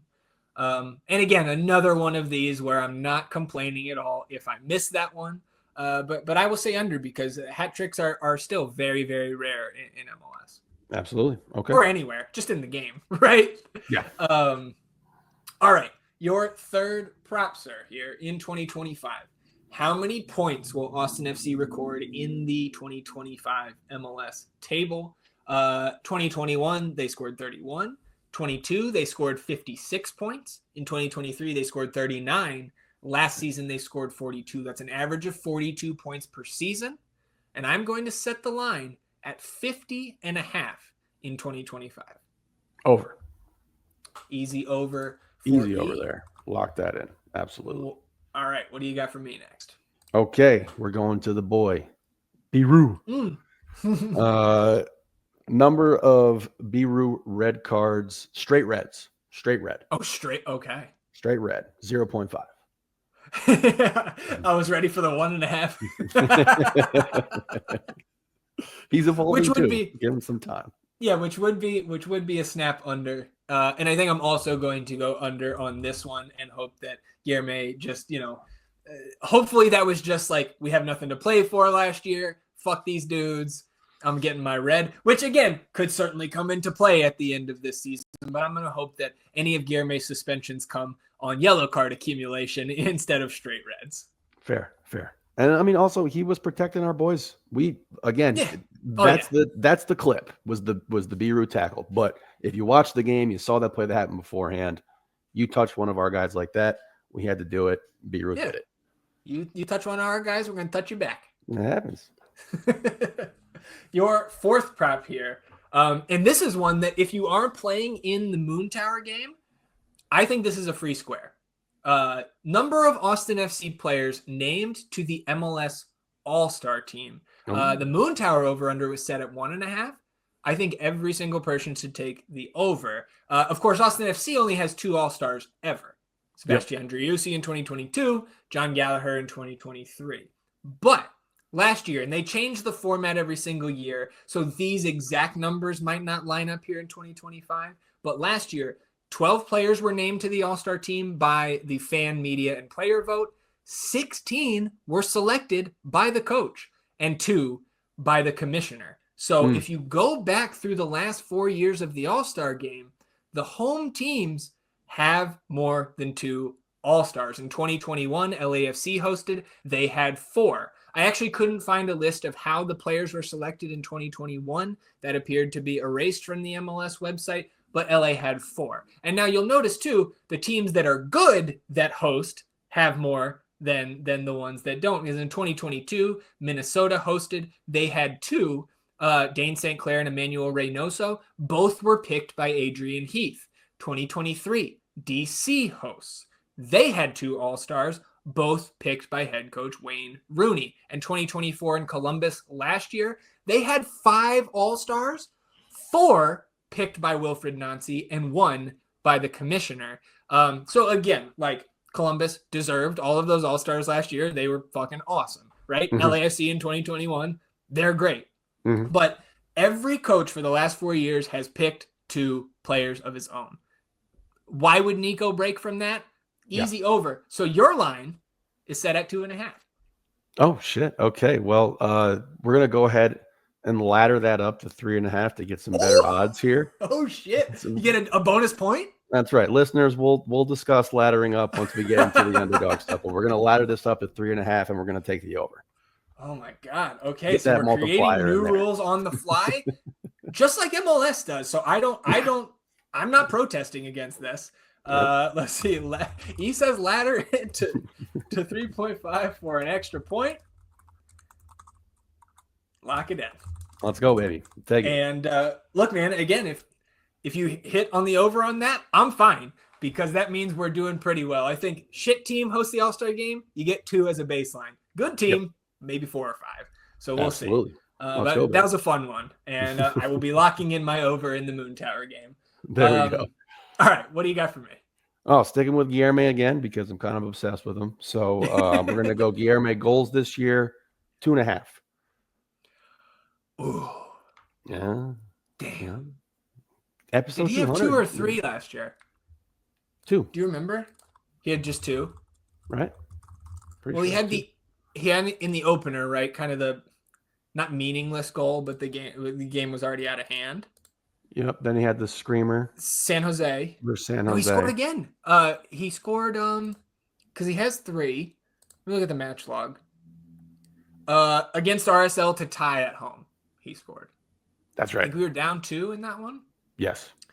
Okay, well, he had 3 last year, and we've already seen evidence of him coming up that left sideline, inverting into the midfield. Mhm. We know how much he loves to get into that attack. I'll take the over here. My first over of the 2025 game here. So you suckered me in. There we go. Make him be the fourth All-Star that puts me over the top on the over too. God. I would take that. it. Yeah, we will take that. All right, your fifth prop. Another All-Star game related one. Total number of goals scored in the 2025 MLS All-Star game. So I've done too much research for you here again, E, to help you out. Opponents over the last 10 years have been Liga MX All-Stars. They've also played against Arsenal, Atletico Madrid, Real Madrid, Tottenham, and Bayern Munich. The average number of goals in those games over the last decade is exactly 3. But if you trim it down to just the last 5 years, these games have been getting up and down. The last 5 years, the average is 3.6 goals per All-Star game. So your line is set at 3.5 for the All-Star game in July. Well, I'm going to go ahead and say that these players take this event seriously, unlike some San Antonio Spurs participants who took their jobs not too seriously last night. So I'm going to go over here. There's a lot more better players in the league. We're going to get up and down. We're going to score goals. We're going to be in attendance. It's going to be awesome. God damn, man. I can't even push back against that. I can't believe they fucking did that. I talk to you. Like, if you can game the system, I'm down to like look into it. Mm-hmm. But no, God, that was just dude. Donovan Mitchell was me. Yeah, yes, thumbs down, man. Thanks, man. That was rough. It was rough. Okay, look. Hold on. Don't let Jones hear this. That's what happens when you let Chris Paul onto the team. Everyone knows who I did. That was. All right, let's get back to it. Okay. Here's your free square. Games missed 2.5. Oh. Okay. Well, let me look. I got this down. I got this down to a science. Yeah, I hit this last year. I give you one for illness. Okay. I give you one for general fuckery. But like, I just think there's so much, like, we have such an optimistic view of the season to come. Mm-hmm. I don't think that I think you're going to be making supreme effort to be at all games on time, not miss if you this is a very, very tough line this year. And I think I'm going to take the over because historically that's the safer pick. But also because if I miss this one, then it means I was with my best friend at Q2 for the maximum amount of games. So I will take over games missed at 2.5. This is just turned into how happy can we be? Yeah. All right. So this we can get that out of here. I guess depending on who you may want to score this goal. Your sixth prop, E. The jersey number of the Austin FC player who scores the first goal in the North End this season. And the line is set at 9.5. So you take the under on that number, you're getting BV, you're getting Danny, you're getting Buka, right? If he suits up, wearing the 7 now. Mm-hmm. Or no, now he's in 11. Hot Air. So you get Hot Air with the 7 That's kit. right. You get Ilya, you get Svatak, you get Hindsight. You get Desler, you get Stuber. But then on the other side, maybe nobody scores in the North End. And then in week 3, Uzuni's ready to go. Uzuni's wearing 10. Buka's wearing 11. Guilherme Biru's wearing 29. So who scores the first goal in the North End, their jersey number? This is another one I kind of snaked and changed a little bit from the Moon Tower. So shout out to those guys again. Line is at jersey number 9.5. I'll take the under. Okay. That was my initial gut feeling there, and I'm going to go ahead and stick with it. All right. Well, I really hope that Guilherme Biru scores the first goal in the North End because then I get a point and all of us are happy. There we go. Boom. All right. What's my next one? I think this is number 6. Yes. Leading goal scorer, straight goals, MLS competitions for Austin FC. 16.5. Oh, that's a great line. Good line. There's obviously only one player in club history over that. It's Saba 2022. Mm-hmm. But I feel like we've got 2.5 guys that could Mhm. threaten that number in the DP3, right? I think Buka is probably, despite him putting 2 past Joe Willis yesterday in the preseason match, I still think Uzuni and BV would be above him in the goals scored pecking order for me. I'm going to take the under because 17 is a lot. Yeah. I do think, fuck man, I don't know. Because Uzuni is going to play with Albania in March. There's multiple windows this year. If everything goes according to plan, BV could be out. Buka could be out too for those matches. Yeah. So like, I'm going to say under, but I'm going to say also, and we're not locking this in, but I'm going to say, all 3 could score 16 and I could get the point and we'd still be partying. So I will take the slight under there on 16.5, but that was a good line. Perfect.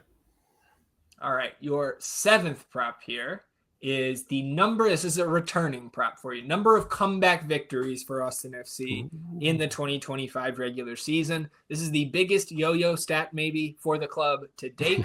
1 comeback victory in 2021, 5 in 2022, none in 2023, back up to 5 last season. Your line is set at 3.5 come from behind victories in 2025.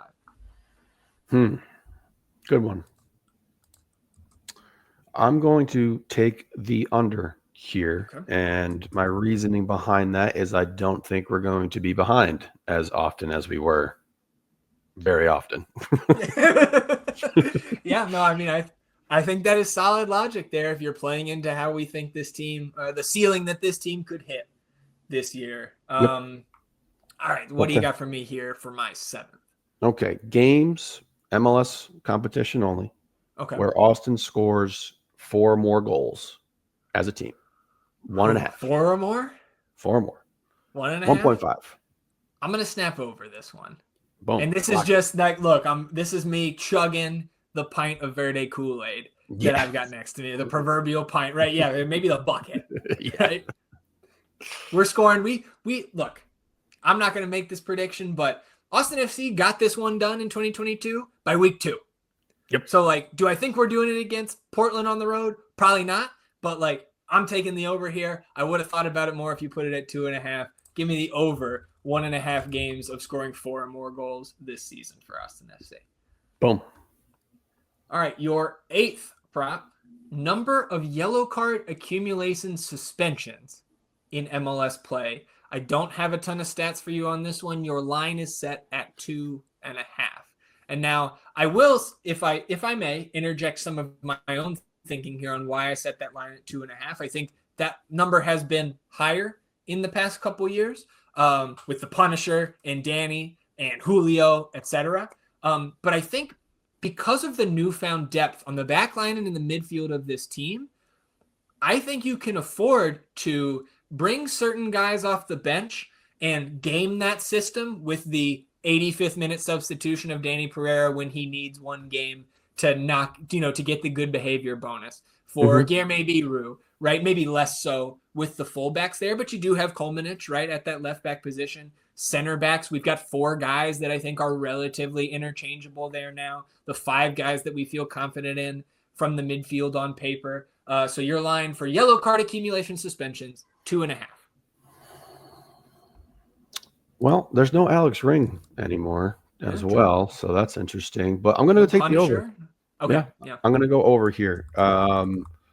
Look, we talked about some feistiness that the team is going to have. We're going to have some guys who are willing to muck it up, I believe. And when you're willing to do that, you do have to pay the price every now and then. So, I'll take the over on that one. Yeah, I think that was one of the softer lines I set for you here. So, but I would certainly take the under, keep our guys out there and not suspended. All right, what's my 8th one here? Okay, Austin's finish in the Western Conference table. Over under 3.5. Oh, 3.5. Okay. I moved it. The lines have changed since this morning.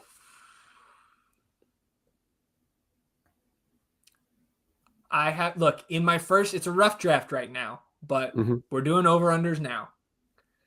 I have us under this number in the sense of like below 3.5 in the table, right? Is the under. I got us under here. Okay. I have us 5th currently. And It's bouncing back and forth between 4 and 5, but I have not put us in the top 3 yet. So I will take a confident under there and be pleasantly surprised if we end up top 3. That'd be fantastic. There we go. The what would make us happy sweepstakes, your 9th prop here, E. You know, I had to bring a best ball prop into this. And this is not, last year we talked about the finishing position. This prop here, our highest scoring best ball week in the 2025 Verde Best Ball League season. The line is set at 69.5 points. It's very nice. Our high last season was 63 points in week 11. The highest scoring week last season overall was 77 points by Verde All Day in week 21. Our line is 69.5 for our top score in the Verde Best Ball League this season. Over. Easy. Okay, easy over. Welcome to the big leagues, soccer wise. Yeah. Welcome. We've been waiting. Oh, now that the bum Harry's not here to get the wooden spoon again, man. No, I'm a little we got to get him to nervous. ship it back to Austin for us. we got to get a bigger one, monster one. Okay. I don't see. I had 2 on here that I don't really like that much, so I might have to wing this. Oh, But okay. Well, you can wing it. I'll give you one of them, and then I was trying to come up with something funny or cute or Right, whatever. creative, But something yeah, cool. Trying to be cool, guy. Trying to be cool. Yeah, classic. I will go ahead and go with Svatak physical confrontations with an opponent. Now, this needs to be a bit defined here. We gotta. It's not punches. It's not, Of course not. Slaps, anything along the lines that are just way over the top. But I think if we just classify it as what he did when he did the that or like attacking Diego Fagundes. Correct. So like we'll take those 2, and then we can extrapolate and discuss if they do pop up. Okay, I like that, and it's something to keep in mind throughout the season, right? When you see something happen with Svatak, we have to dissect it. I punch him. Yeah. I need the over. We'll let the fans chime, the North End listeners as well chime in to see if does that count as a Svatak physical confrontation. So I'm going to go ahead. I think it's a spicy one, 3.5 here. That's a lot. That's a lot. Yeah. I mean, he's got, how many games? He's got a number of them. Yeah, he's got like 2 already. Yeah. One was in preseason. Yeah, shit. I'm still going to go under, and only not because I don't want to see the over, but because I don't think he's starting. And going from my guy who I thought was the sleeper to be the captain to now I don't think he's going to start on opening day. I'm going to take the over just because I think we're not going to get enough minutes for him to get in 4 visible physical confrontations. Okay. But that was I like that one. That's the type. I'll give you creative points, no cool guy points. What? Maybe later. Okay. All right. Your final line here, E, number 10.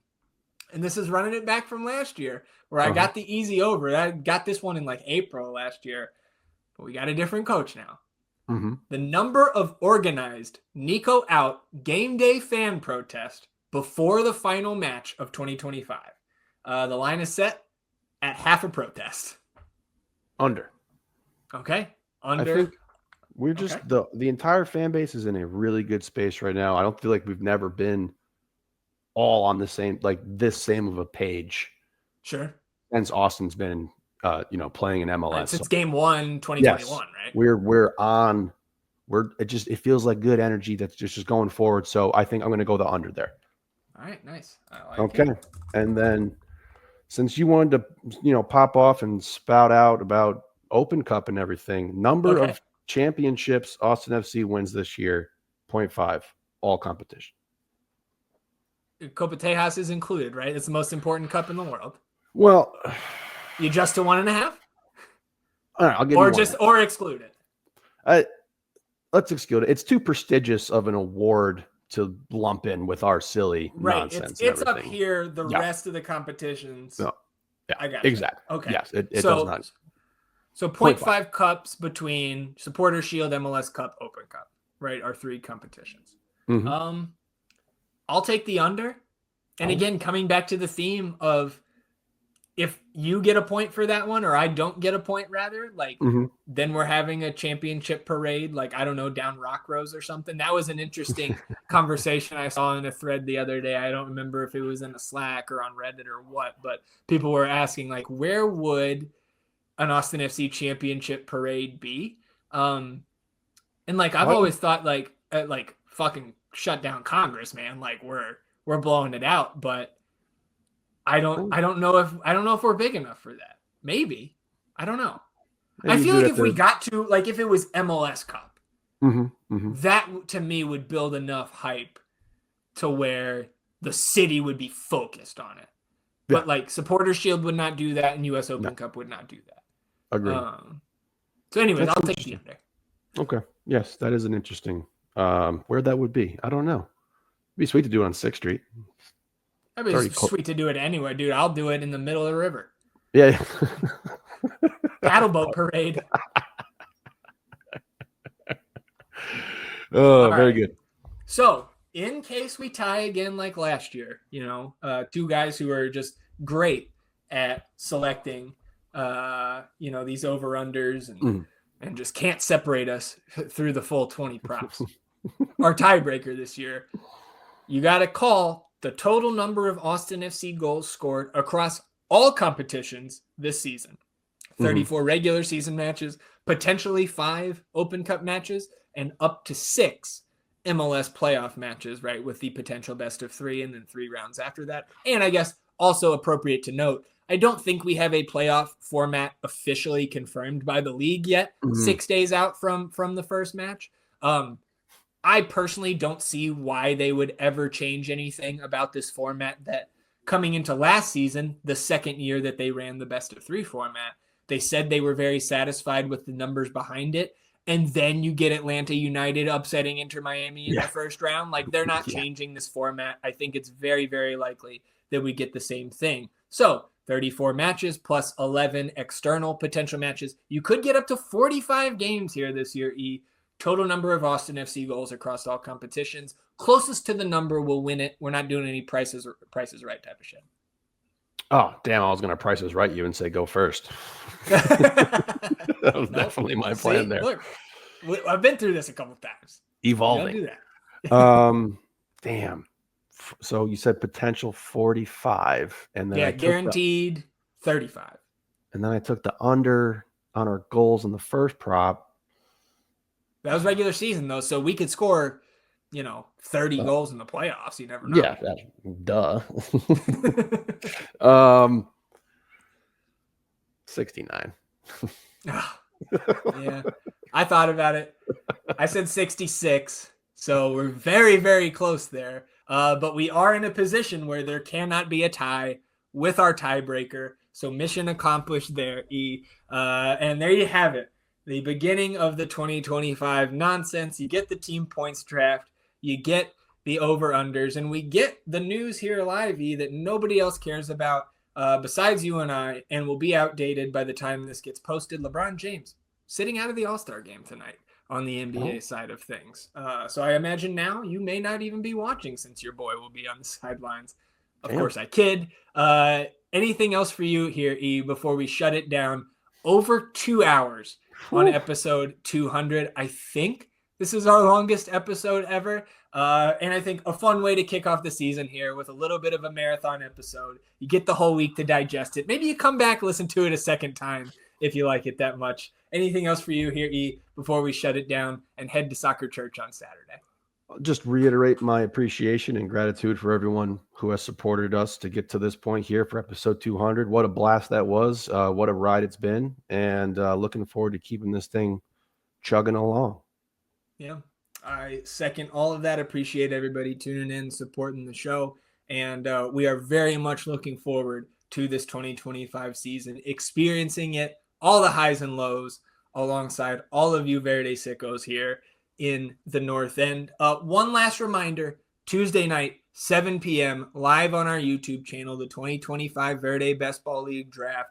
Us, Moon Tower, Verde all day. We are Austin TV, the Verde Pendant, and those bums over at Soccer Wise coming to join us here. And shout out to those guys. You know, I'll tell it to them live on Tuesday, but jokes aside, it's super fucking cool that those guys are going to take time out of their very busy national schedules covering this league to come fuck around with us on this live stream basketball draft. So shout out to Soccer Wise. Looking forward to that, and very much looking forward to seeing all of our friends at Soccer Church on Saturday.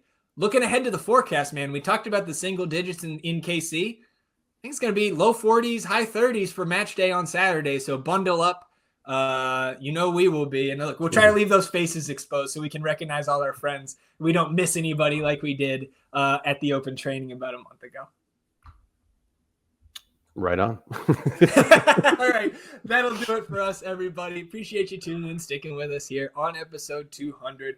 We will be back next Sunday and then into our regular season cadence of Sunday and Wednesday episodes after the opener next Saturday. Enjoy your week, everybody. We'll do the same. We'll see you back here next Sunday for episode 201 of the North End Podcast. Until then, he's E, and I'm Zach. Vamos Austin FC, everybody. Goodbye.